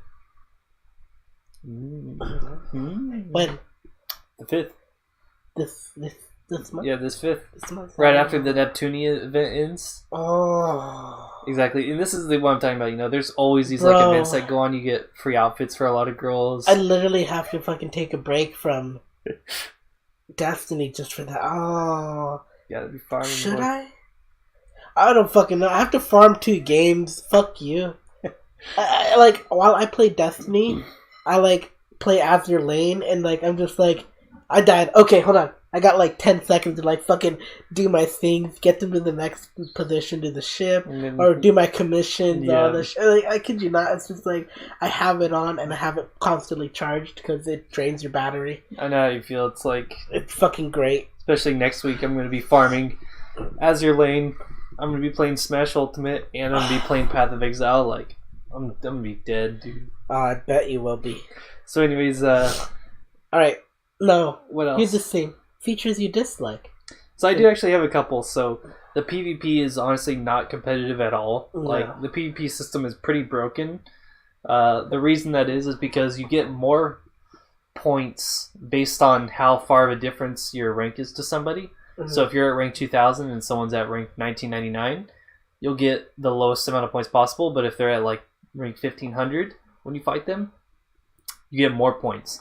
And so the way to get like the top 10 on the PvP list every season is to, you know, start off, look for someone that's lower than you, do one fight, wait like an hour or two, go back to your list, look for someone who's done their PvP fights on your list and who's a separate higher rank than you, fight them, and keep repeating that. The system's really kind of broken for any kind of actual competitive PvP. I mean, my only complaint for PvP is I was expecting it to be more manual. Like, it's all auto battle, and you know, that kind of would separate skill. A little bit, yeah. But I feel then again, you know, you'd be fighting NPCs, right. So that's the difference, you know. I mean, I didn't mind that too much because a game I'd been playing for like 6 months before this was Goddess Kiss, and it was an all auto PvP too. So I didn't mind that, but in that game you could be way more competitive based on how it worked. But this one, it's basically just luck and like gaming the system because the system's broken. All right. But honestly, you don't get anything for being even number 1 on the PvP ladder, so it doesn't really matter that much. But I just wish it was a little bit more fleshed out. I mean, if anything, it's the best way you told me to level up your characters. It is, yeah. So I mean, honestly, because it's not competitive, you can just throw in low-level characters and just farm up XP like insanely because they get a ton of XP for fights there. Yeah. I even told my friend Cindy the same advice you did, and I gotta say, man, I'm kind of glad that they've progressed so far. Mm-hmm. In weeks. Right. Yeah. And they're playing on a PC. On an emulator, so alright. Yeah, I mean, if you set a girl, you put her in your dorm, and you're farming events with her, and you're PvPing with her, you can get her 100 in like a week easily. Like, that's still not enough time for the event for me. But anyways, true. But anyways, so also I don't like hard mode events. So events have usually normal modes and hard modes. Usually there's like no rewards for it besides. Maybe a little XP. It's usually it's a little XP, and then there's just a decoration for your dorm, but there's nothing beyond that. Mm-hmm. I'd like if there was better rewards because it actually does dump tons of fuel for just one little thing. But again, it's just to prove that you're able to do it more or less. I guess. I mean, I haven't progressed in hard mode since 4.3. Well, yeah, I'm talking about the events specifically, not necessarily the story. So, it actually kind of frightened me a bit. So again, I do like that there are constant updates, but when you have back-to-back events, that does make it kind of rough because if you got unlucky with your cubes and your pulls, then you kind of have to pay if you want to get every single ship, which you may not want to. You may just want to get a couple and be okay with it, but if you don't get that one you won't. Yeah, exactly. You're like, fuck, I'm going to have to pay, which, again, you don't have to pay to progress, really. Like, that's one good thing. That's a good thing about the game is that there's so many girls that are viable at the the highest level, like that you can basically go with absolutely nothing. But if you're trying to get every girl, then it becomes like pay to collect a little bit. So. Yeah, I mean, but that's on you, not pretty the much. game, It is on you, and it's on a little bit of luck. Now, so. This is a little bit rapid fire, but I need you to explain a few things, just a game breakdown, before I can ask you the last two things. Yeah, and then you can get onto your topic. All right, so I'm gonna just try to shoot this off as fast as I can because there's a lot here. So the game does have quite a lot going for it. So let me break a few things down. So rarities. So there are rarities among ships and for equipment. So for ships, there's common, rare, elite, and super rare, which is white, blue, purple, and gold. Yeah, I go by color, not by the name. And so then I get confused. Equipment has white, blue, purple, and gold as well. So with ships, just because a ship is more rare does not mean she's better. There are like SSRs or super rares that are like B tier or even C tier, like trash. And there's like fucking blue rare girls that are like S tier. So just don't focus on rarity alone, because there are plenty of girls that are like blues or purples that you'll use in your main team, and because they're just high tier. And with the way that equipment works, essentially you want to only focus on purple and gold tier equipment. There are, as you're starting out, blue tier, you might just have to settle with it. But you want to focus on purple and gold gear, and that's because the way equipment works is that you can upgrade it to some stuff all the way up to plus 10, but the way equipment works is that blues you can only enhance up to plus 3, take your time. Whites you can only enhance to plus 3, blues you can only enhance up to plus 6, but purples and golds you can enhance all the way up to plus 10. So obviously it's more beneficial to only upgrade purples and golds. Yeah. With the exception of Ginny. And again, so within the purples and golds, there are some gold guns that just suck. There are some purple guns that suck.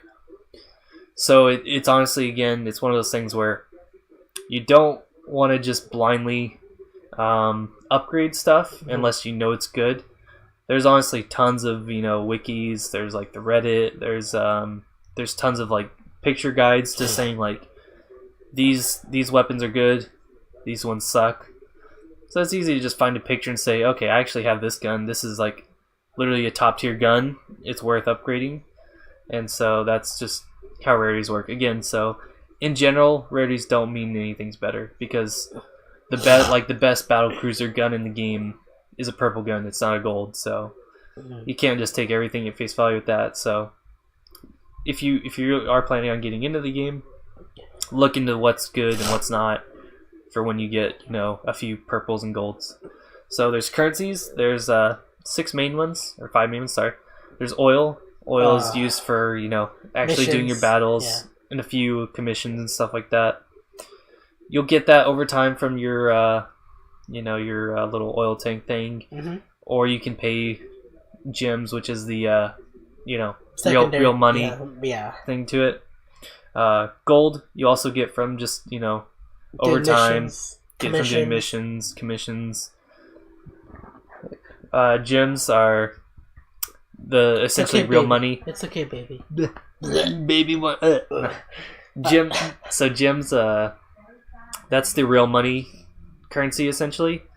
Lets you buy basically anything. You can buy gold with it. You can buy oil with it. You can buy gems. I mean, you could buy skins for your girls. You can buy basically anything with it. Gear or not gear, honestly. Actually, you have to boxes.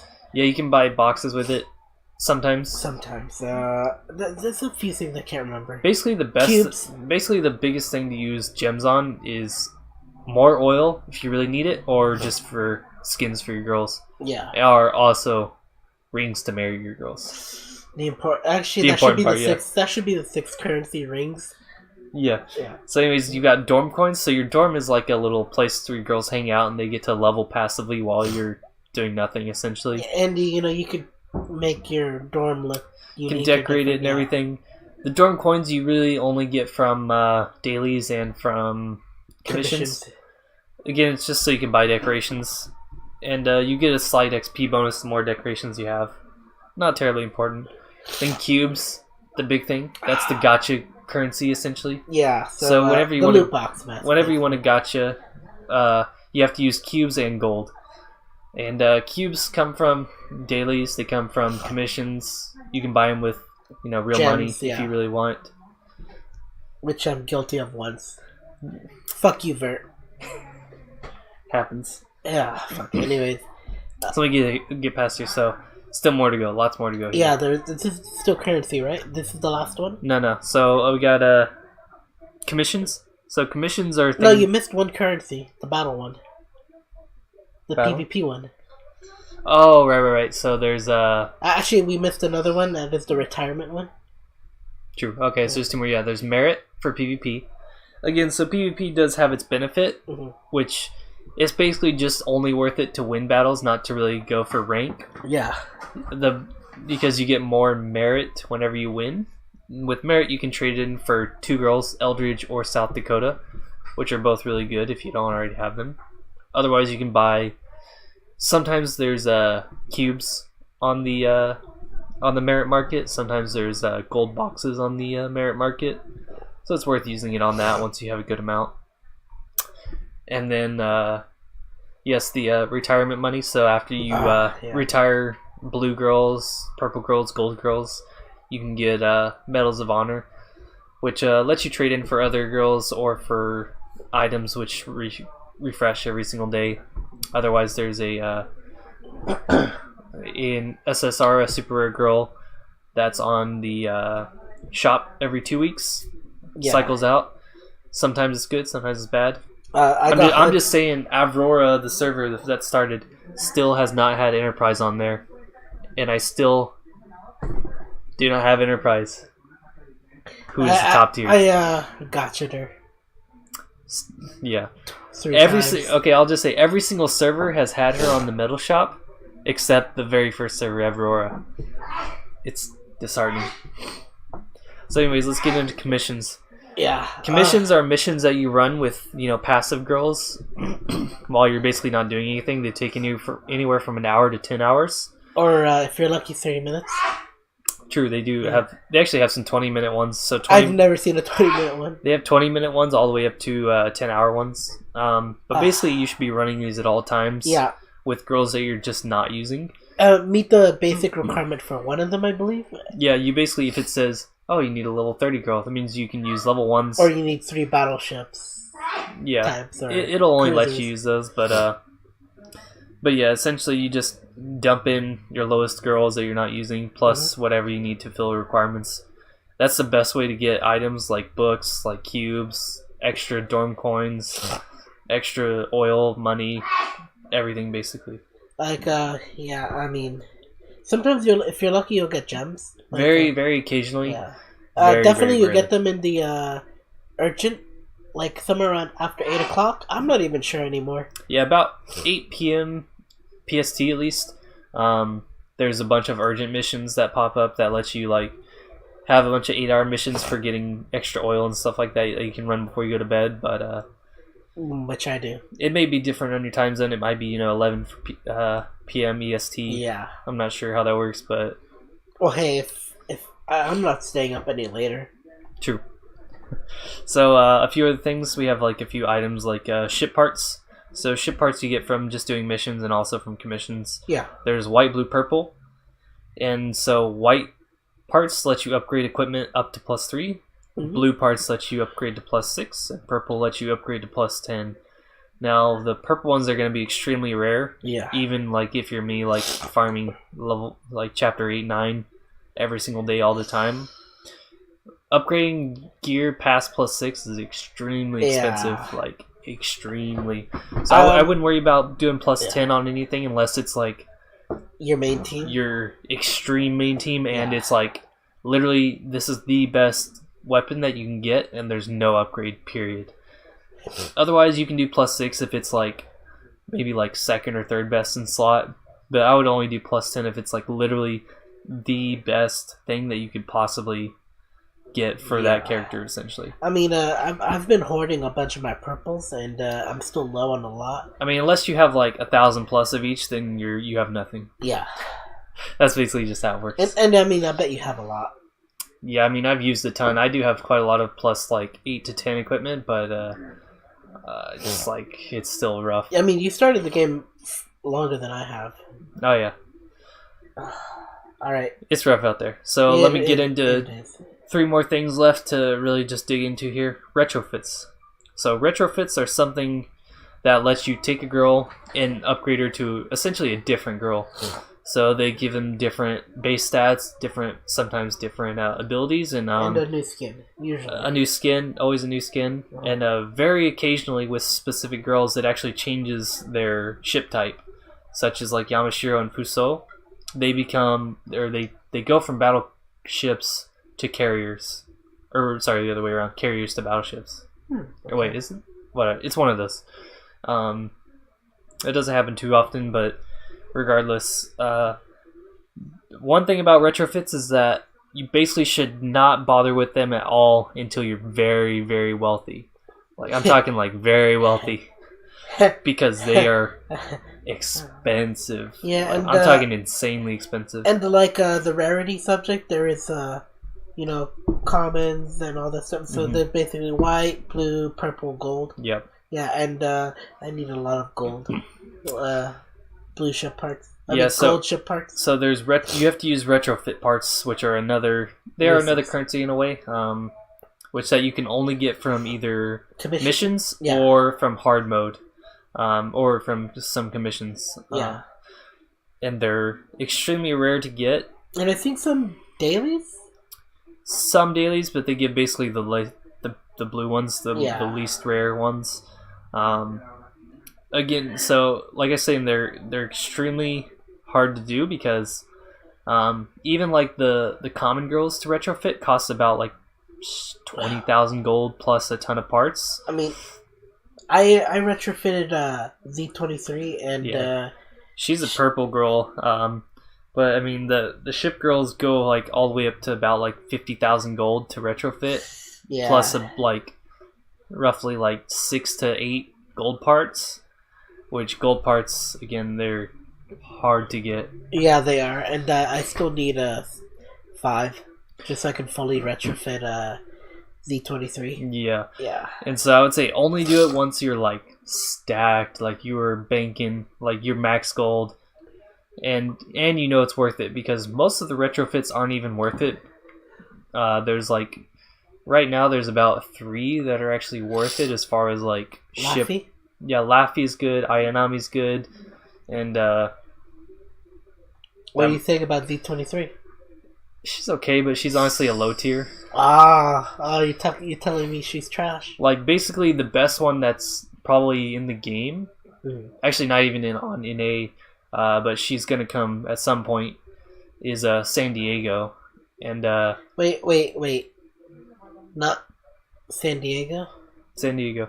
She doesn't have it right now, but she will get one, and she goes from like C tier to like S tier with her retrofit. You're kidding me, her? Yeah. Her. Yeah. I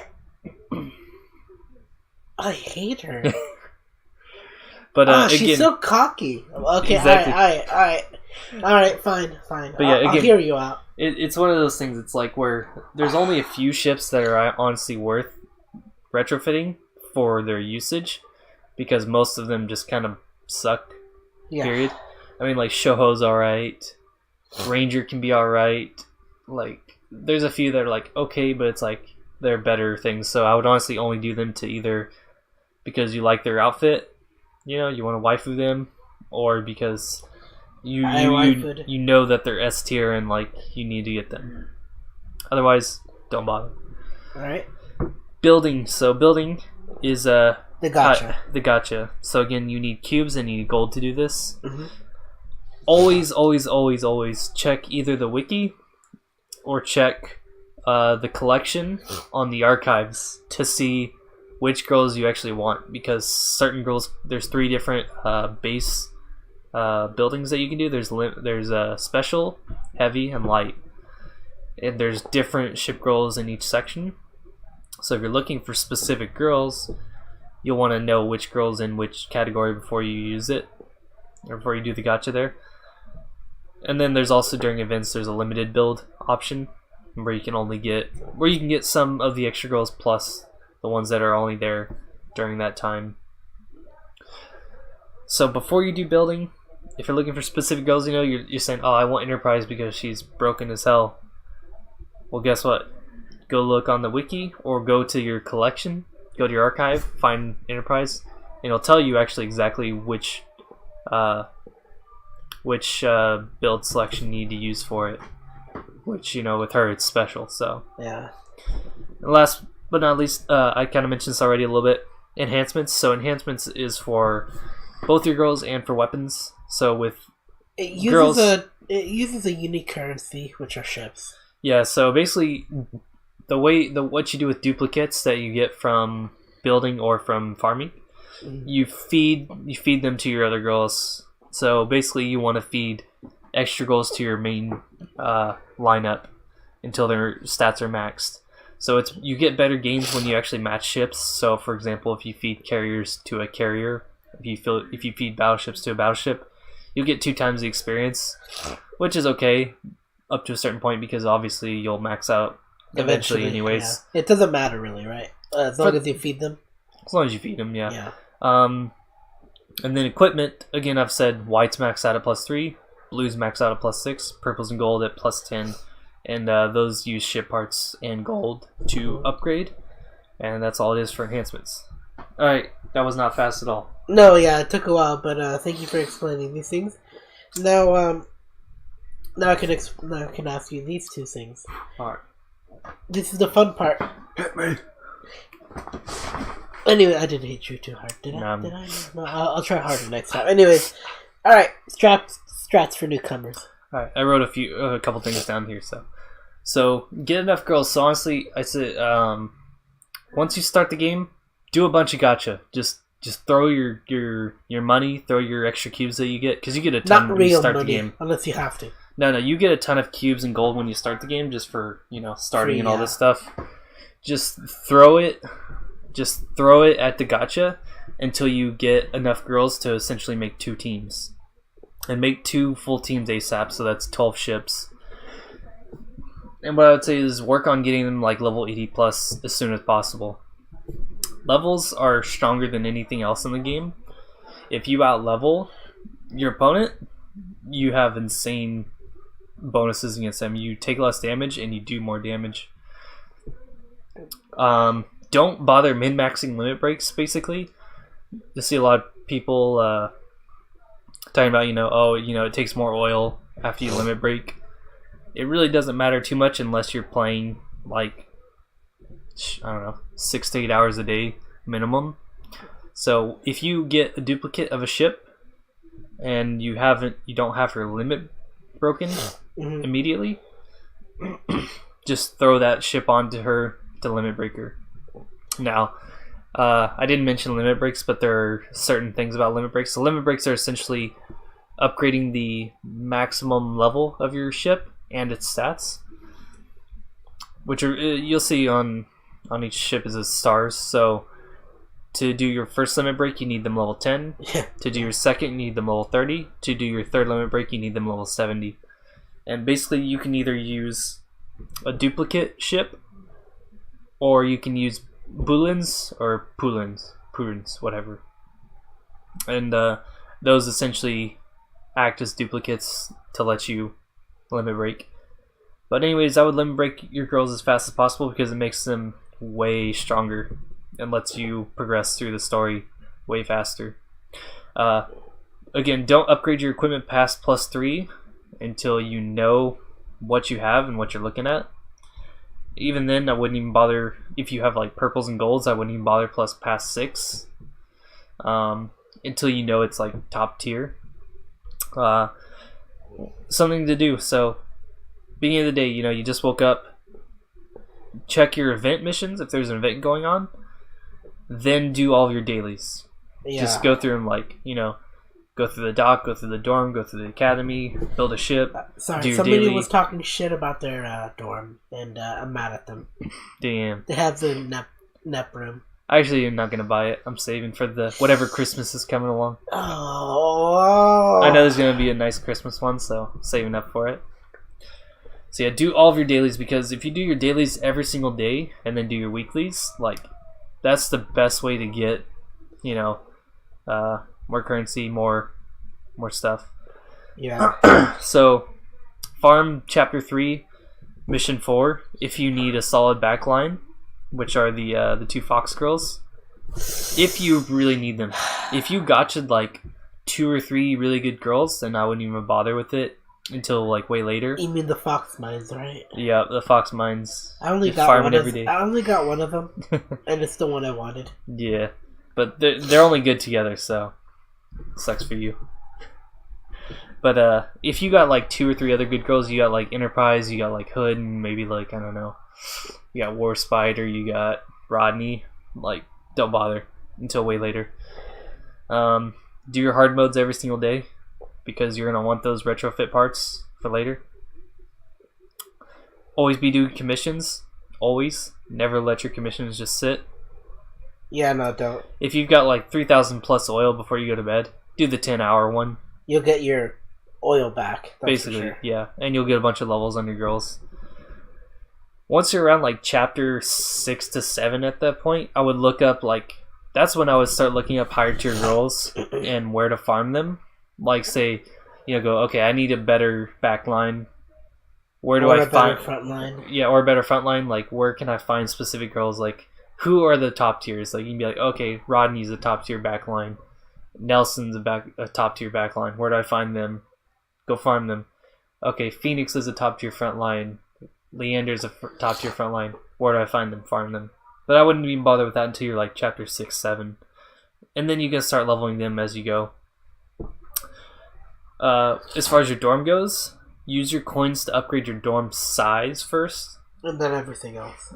Yeah, before you buy any decorations. Like, upgrade the size, and then I would upgrade your slots, so you have all 5 slots open. And then I would buy decorations after all that. I need to open up my slots, that's for sure. Yeah, I mean, because you spend gems on those, don't you? Actually, it might be gems, yeah. But yeah, not house coins. Upgrade that like immediately though, because it's worth. I don't know. Dorm space for girl or ring? Dorm space is better. Ring. Fuck you. Fuck you. I want to marry the ones I want. Alright, and then, so again, when your dock is full, just feed your main team. Yeah. Only feed them the commons though. Feed them the white ones only. What about blues? Blues and purples, retire them. Take them to the retirement home, send them off. Okay. Because you want all those extra medals of honor, because you get lots of good stuff from there. Only feed the commons. And that's about it for my newbie tips.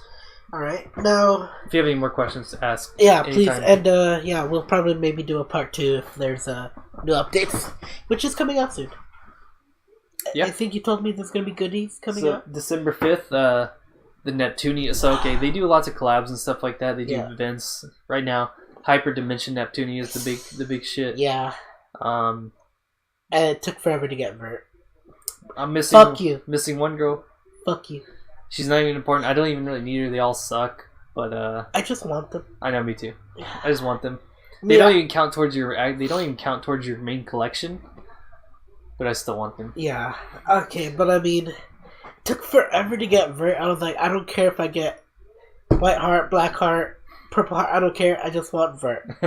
And I didn't get her until last. Yeah, I just need to get black heart, and I'm solid. Then I can just save up cubes for... there's actually no new girls coming next week, luckily, so you can save up, because they're probably going to drop... But it's still a week. That's not enough time. I know. It's rough. It's rough out here, man. Yeah, it is. It is. When you look for the waifus. Dude, honestly, the Fallen Wings event killed me on fucking cubes and fucking Same. gold. I dumped 100 cubes on one not even rare girl. That was the heartbreaker. Yeah. I had saved up so much, I was like, I'm good. And then I wasn't good. Been broke ever since. Alright, so what else you got for me? Now this is the fun part. We show off our girls. Alright, So we made a specific slide just for you guys. At least for me. Alright, so explain your team here. Alright, so this is my team. So it is made up of, well, I'll get the cursor over here. I actually don't know if the cursor shows up, but... Okay, so I'm gonna be pretending like the cursor shows up. But Okay, I'm so gonna... backline is the ones on the left side, front line's the ones on the right side. Yeah, alright, so I'm gonna start from, I don't know, is that left to right? Far left. I'm gonna start from the far left So and the back line to the right, and then left, same for the front. So, far left in the back is Enterprise. She's level 89. She's the weakest I have so far in the back line, but she's got really good skills. Did you know that if you put her in the middle, she'll get more experience? Oh, I did not know that. Okay, so yeah, flagships, the ones with the little flag over their head, they get more experience in battles. Oh, I did not know that. The more you know. The more you know. You should have told me this like literally fucking a month ago. Well, you never showed me your girls. I Trying to protect them or what? I did. I mean, to be fair, Enterprise. I mean, Illustrious is the best. But, now I have to move her over. But Enterprise is about to cap out though, so you're gonna have to limit break her again. Yeah, I mean, I did. Yeah, one more to go though. She's not 6 stars. Yeah, no, I know. All right, so next one Goodbye, we got 10,000 gold. Next one we got Illustrious, which is the Kaho Shibuya of the Azur Lane. Mm-hmm. And essentially, she's cosplayed by Kaho Shibuya. She's gotten a lot of fucking like cosplay stuff out there. It's good. It's nice. But I have her 3 skins, and she's a pretty good nuke. She's actually pretty shit. She's actually one of the weakest Really? characters in the game. Really? Just saying. But she's good. She's actually a defensive character. What she does when she sends a ship out. Yeah, you mean a fighter? Yeah, she actually puts a shield on the front line. Yeah, that's why I have her damage. for. But her damage is actually like bad. It's still invulnerability. Like I said, she's good for defensive, but not offense. Yeah, I mean that's why I have her. I'm just talking shit because I know more than you. I know you do. Fuck you. I love her more. Anyway, then we got Warspite. Warspite, yeah. Warspite is I don't know about her abilities or anything like that. You can probably correct me, but I do like her because she's pretty cute. I've seen some fan art for her, and that's why I put her in the front line, and I leveled her up as fast as I could. I'll talk about her abilities when I go to mine. So, okay, so she's that good, huh? And go to the front line on the left. We've got Prince Eugen. Mm-hmm. Prince Eugen. Prince Eugen? Prince Eugen. I don't know how to say it. Eugen, or something like that. Okay, so, she's definitely one of those characters that, she has a chance of putting a shield, which I really don't like the shield, if anything. Like, if Illustrious's shield was more constant like Prince Eugen's, it'd be better. But it's pretty decent. It blocks when it needs to, and it breaks. Mm-hmm. But whereas Illustrious is only short-tempered but invulnerability, this one's more constant. So it's a pretty good shield. Mm-hmm. And she's fucking got a mole on her right breast. Yep. Which I have my friend Cindy to thank because I did not notice. She's like, dude, she has a mark on her fucking right breast. What? Let me see. And I go on my game while I'm at work. I almost got in trouble for it too, by the way. So I'm just saying. And I check, and I'm just like, okay, 2 skins show it: her wedding and her regular skin. Mm-hmm. So just saying. And then we've got my babe V23. She's been faithful, faithful. Mm-hmm. But you got other things to say. Actually, she was my starter. She's decent, but as far as the starter, she's honestly low tier, but I like her. Okay. I still like her though. I still like her, And then we've got the Iron Giant. Juno. Poor girl. Poor girl.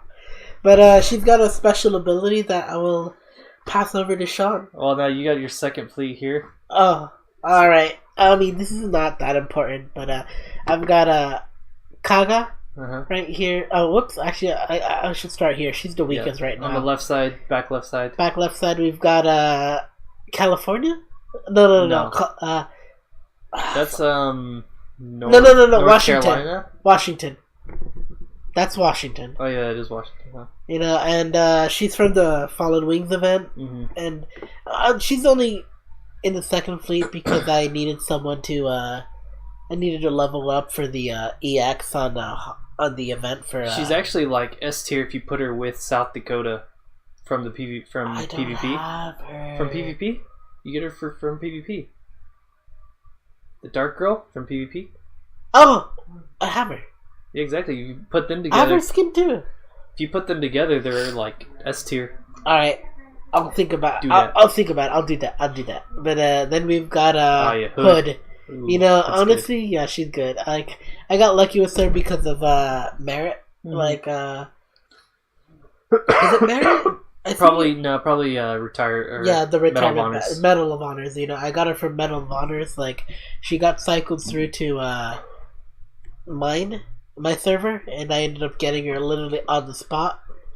And I haven't looked back. Like, she's really good. I like her. She is S tier for sure. Yeah, and we got Kaga. You know, I literally wanted her from the start in the Fox Mines. You know, I spent literally a week and a half trying to get one of them, and I luckily got her, and I haven't looked back at the mines, but I know I'll be back for the other one. Because, yeah, I mean, they're only good together. Yeah. Akagi and Kaga, so you need them.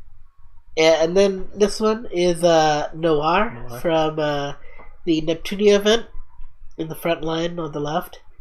I wouldn't say she's that good, but I needed someone. I was trying to level her up a lot, so that's why it's currently like this right now. And then we've got my favorite twins, starting from her. Oh fuck, what was her name? Is that Ninghai or is that Pinghai? I think that's Pinghai, and the other one's Ninghai. I don't remember which one's which. All right. One of them is Ching Chong and Ping Chong. Okay, anyway, Pinghai is this one here on the middle, at the front. And Ninghai is the kind of younger one right there. They both have the same ability, but they both buff each other up. And they're really good, in my opinion, but I could be wrong. Got both their swimsuits? I got both their swimsuits. Nice. I mean, during the Black Friday event. Like, I fucking used all my fucking mission gems to try to get them. Yeah. And even then, I had to use some leftover gems. I'm actually still missing the little sister. I still need to get her eventually. I got lucky, but I got the little sister first. That's why I think she's higher level. Yeah. No. Lower. Actually, I got her first, and then I got her, and then I leveled this one up more in the dorm, and I guess she surpassed her, which is sounds about right as the eldest. And that's more or less my team. It's probably not the best, but I'm happy with it. Decent. So let me get into mine here. Here comes the hardcore stats. So I'll explain my team. This is my PvP team. So here in the back team, we have Hood, Queen Elizabeth, and Warspite. So Queen Elizabeth, the flagship of the HMS fleet, she buffs all other HMS ships by a significant amount. So having her with like Belfast, Warspite, and Hood is insane. Yeah. Hood has a nuke, which whenever she uses her main gun, she has a chance to increase everyone's reload, which is how fast they attack by about like 60%, I think it is. Pretty insane. Warspite actually snipes out the furthest person from them. So honestly, depending on who I'm fighting, I actually swap Hood and Warspite, depending if I'm trying to snipe the top left or the bottom, the top or the bottom of their. And that's when you see it on the PvP list, right? On the PvP list, yeah. So like, Warspite, yeah, she shoots the furthest person from them, so diagonal to her, and it always crits. That's what she does. Yeah, that's why I noticed about her ability, so I maxed out her ability as fast as I could. And so in the front line we have Juno. You know, again, she's a martyr. She's meant to die to give everyone else longevity. If you max it out, I believe that's 25%. Yeah, and then if you get the pearls tier from your bonus collection items, that's another 10%. When she dies, really? Yeah. How do you get that? It's from level. It's limit breaking a bunch of specific ships. So yeah, you get a 35% health bonus to every single character when she dies. That's so fucking good. In PvP, it's amazing. Yeah, it's so fucking good. So, and then you have Belfast. She saved me so many fucking times. So Belfast in the front middle there. Belfast? Best Fap. So she throws down a smoke screen, which increases evasion, and she's just strong overall. And then you have Fortune, which I believe she has a chance to just take no damage, or either that increase her evasion incredibly high for chunks at a time. So essentially, my entire front line is meant to just live as long as possible to let my back main fleet just do as much damage as possible. That's the idea. It's not top tier right now. It's probably like the second or third best team that you could do, but it's still pretty good. It's still really good. Yeah, I can beat out people stronger than me, so it works out. Yeah. All right. So when I'm actually trying to progress and not just farm stuff, that's easy. This is like my first team. So this team is actually meant to just not fight the boss, but just to farm all the extra stuff. All right. So the idea, I have the 2 fox girls in the back. They buff, Kaga. Yep, And Kaga Akagi. and Akagi. So they buff each other, and we have Illustrious as well for defensive, because again, this team is meant to last as long as possible, because I take them through like 6 or 7 battles just non-stop, even with 0 ammo. They're meant to just last as long as possible. So one thing, I don't know if you knew, if you use carriers, so you see I have 3 carriers in the back. Anytime you use a carrier fighter ability, you shoot out their ships, either their torpedo ships or whatever, it actually clears off any enemy bullets from the screen. So if you actually have torpedoes coming at you and you have bullets coming at you, if you use a fighter ship, it actually clears all that off the screen. So it's actually amazing for, again, like, longevity. So if, you're just farming nonstop and you have these 3 girls just shooting stuff all the time, you're clearing the screen so you're taking less damage. So again, I have Juno in the front for when she dies eventually. Heals everyone else up, they can last longer. Phoenix, when she gets low on health, once per fight, she actually gets like 30 to 35% of her health back. So she's just a tank, like, with her and Juno, like, she takes a long time to kill, like multiple battles to kill. Yeah, and then I got Prince again. She puts a shield on everyone in the front, and I have Illustrious to put a shield on everyone in the front. So again, their entire dynamic is to stay alive as long as possible. And you said, I remember you mentioned that you fail at auto battle in later chapters with this team? So actually I figured out, so this team can do everything but the boss of the highest chapter right now, which is 9-4. And then this team right here is what I use to kill the boss of 9-4 and above. So I have the same team as I have on my PvP team, because they do insane damage. 3 battleships. Got Hood, Queen Elizabeth, and Warspite. Queen Elizabeth's on the far left, right? Yeah. Okay. It doesn't matter too much what the order is in the back. It's kind of whatever. Except for Warspite. But Hood is the most tanky, so I put her in the middle, because if you lose your flagship, then you just lose, period. So I keep her there. So again, I have Belfast. She throws. She does a ton of damage by herself because she uses she buffs her own high explosive damage, and I have a specific high explosive gun on her, and she puts up the smoke screen to give some survivability.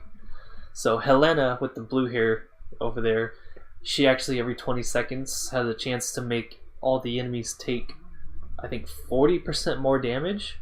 So it's actually a significant amount to make all my battleships do more damage. And then Cleveland is just one of the strongest cruisers out there. Thank you, Cleveland. Yeah, she just does a ton of damage by herself, so she's just a good damage dealer. But the entire point of this team is actually to just finish off the boss. To finish the boss, yeah. So the previous team, they just farm all the extra crap. This team kills off the boss. And honestly, I can't even kill the boss without losing a girl. On 9-4, if I auto, I had to always do manual with this team, which made farming 9-4 a pain in the butt. But I finally got the girl I wanted from 9-4, so I can go back to autoing some previous chapters. So who's the girl? That's Izumi? Ikumi? Kamis? I don't know. Did you just say Kami? I did. Alright. And then we've got Laffy and Eldridge on there. Eldridge being the blonde and Laffy being the little bunny. Well, you can't see her ears, but the twin-tailed girl. That's why Eldridge is doing this, to copy her, to be a little bunny girl. Yeah. It's cute. Alright. We went for about a half hour on Azur Lane. It was fucking great. I think we killed it. We did. Play the game. It's fun. Yeah, it's a fun game. Like, it kills time. You can do stuff in between. I work while I play the game. Same. And I got enlightened. Great. Alright. On how great my team is. Pretty solid. Could be just a tiny bit better. Fuck you. Anyway. Alright, so now we go to recommendations. And we've got Greater Hardening, by the way. So, I guess I'll start this off for watching Gurren Lagann. Watch Gurren Lagann. We got Santiago on it. And, I don't think he's going to continue. Probably not. But we're going to make him continue it. We'll make him. It's that good. Like, I know he got invested in the first episode. Right. Legitly. And wait till he gets to the common a bit. Then talking about episode 6? I thought it was 7. Maybe 6 or 7. It's been a long time. Yeah, it's been a while. But, man, once he gets to that point, he won't stop it, like Naruto. I mean, if he can watch 400 episodes of Naruto, he can watch 26 episodes of Gurren Lagann. Yeah. Come on. Alright. So, for reading, I would definitely recommend Goblin Slayer, only because, you missed the fucking... the greatest chapter arc ever, which is the farm arc. Where they have to protect the farm because goblins are coming and they start an army and they're going to take out the farm first because it's in the way. And then just a bunch of stuff happened. But, like, honestly, man, like, I was just so hyped for the anime just because, brah, if people are this triggered on the first episode, they're going to get so triggered when they see those fucking shields. Damn. The meat shields. Well, hopefully they adapt it. Otherwise, we'll see. I don't know. It needs to happen. Like, I kid you not, it really does. Now, for playing, that's really a tough one, but I'm gonna have to give it to Mario Kart. It's fun, there's some strategy to it, and I still can't even perfect the fucking banana toss to counter the blue shell. Right. Yeah, so I mean, I'm just saying, like, I'm trying. It's like I saved my banana peels now. So I'm just like flying through first place, and I see the blue shell, and I try tossing it as fast as I can. Right. No, not even. All right. But I'll get there eventually. Nice. And right. yeah, that ends my recommendation, but that's not the tag. So, Sean. So I'll say, let's see, watch Happy Sugar Life. Again, I'm not gonna say much. For my sake. For your sake. It's a romance show, but only watch it if you're a pure degenerate. Reading, I don't give a shit. Read whatever you like. For now, Okay. Play Valkyria Chronicles, the first one. You can get it on PC, PS3, PS4, probably 360, probably Xbox One, maybe even Nintendo Switch. I'm not sure. You can get it for a lot of stuff, I'm just saying. Mm-hmm. And it's like 20, maybe $30. You can get it for like 10 to 15 on sale. It's cheap and it's an amazing game. Okay. Now we get to our favorite subject. Tags. What you got? Well, how about you, Sean? Okay, so I thought of this one, on the spot here. So this is a tag that you can find. Right now? You can find it. So it's called Beauty Mark. Ooh. So this is just like you're mentioning about Prince Eugen. Ooh. I felt shivers right now. You've got the Beauty Mark. The little mole maybe on the breast. You get the mole maybe by the eye like Bayonetta. Hold on, Anybody like Bayonetta? Just saying. Bayonetta? She's got the little mole right by her eye. It's the subtle things that make the character, and I think it's important. And you can find that tag. Wait, I'm looking for. Oh my fucking god! By looking for Beauty Mark. I found it. It's on Narumono, but you can find many other good MILFs that have this mark. Oh my fucking god! I did not know this tag existed. So yeah, you're welcome. I'm crying a little. Oh my fucking god! It's a good one. Just saying, I didn't even know fucking that bitch from fucking Pitt's game had a beauty mark. Oh yeah, Palutena. She's got one. Yeah. Again, it's usually it's usually reserved for Renaissance and MILFs, which is a little even better. All right. Usually sometimes on the breast, sometimes right by their eye. It just adds that extra little bit that you just need. All right. Now I don't know if I mentioned this tag before. I believe I have, but it's called Tomboy. Yeah, I have mentioned it, but not for this one though. All right. So this is a Meme 50 doujinshi, and it's the Meme 50 Asafo X Fake Grand Order doujinshi with the special. If you ever find it, legit, you can identify it by the holographic cover. So like you fucking angle it and you'll see different like sparkles and colors on it, and it's fucking fantastic. Like the guy put his fucking work on the cover. Like it's fucking lit. It's so good. Like that's money he didn't need to put on a fucking good cover, and he put it. I need to find it. I've been looking around. I found it, but I don't want to pay it right now. There's one that's cheap, but I can't tell if it's honestly holographic, and there's only one in stock in Japan. In this particular store, which I won't say. Mandarake? Maybe. Oh my fucking god, we're gonna have to be in a war. I mean, you got more money, but I've got more balls. But yeah, I don't honestly know if... It's only $4 there. 400 yen. That's why I don't know if it's honestly holographic or I don't know. I really want it. Otherwise, I saw it on eBay for $40 plus shipping. I'm like, oof, that's rough. It is. It really is. It's a struggle finding the good stuff. But anyways, alright. That's it. That's it, folks. Thank you guys for tuning in. We talked a lot. It's our most, I would say enthusiastic, podcast so far. Got into it pretty good there. Yeah. Had a lot of fun. Yeah. So we'll bring it in? We'll see you next time. We'll have a Christmas theme one. Maybe I think maybe next time we'll round out the year, maybe? No, I'm thinking maybe when it's January, we'll do the end of the year, kind of like the beginning, we'll do the anime of the year. We'll do a Christmas-themed topic next time. We'll do something fun. You promise to give Ray Side Hive? I'll think about it. Alright, if not, just make your shoes red and her skirt red. Jesus, I have to do this at work, so I have to do this, quick, like, I can't be, Even better, my friend. Even better. I'll see what I can do. Alright, but thank you guys for tuning in. Alright, guys. Later. Take care. See you later, Space Cowboy.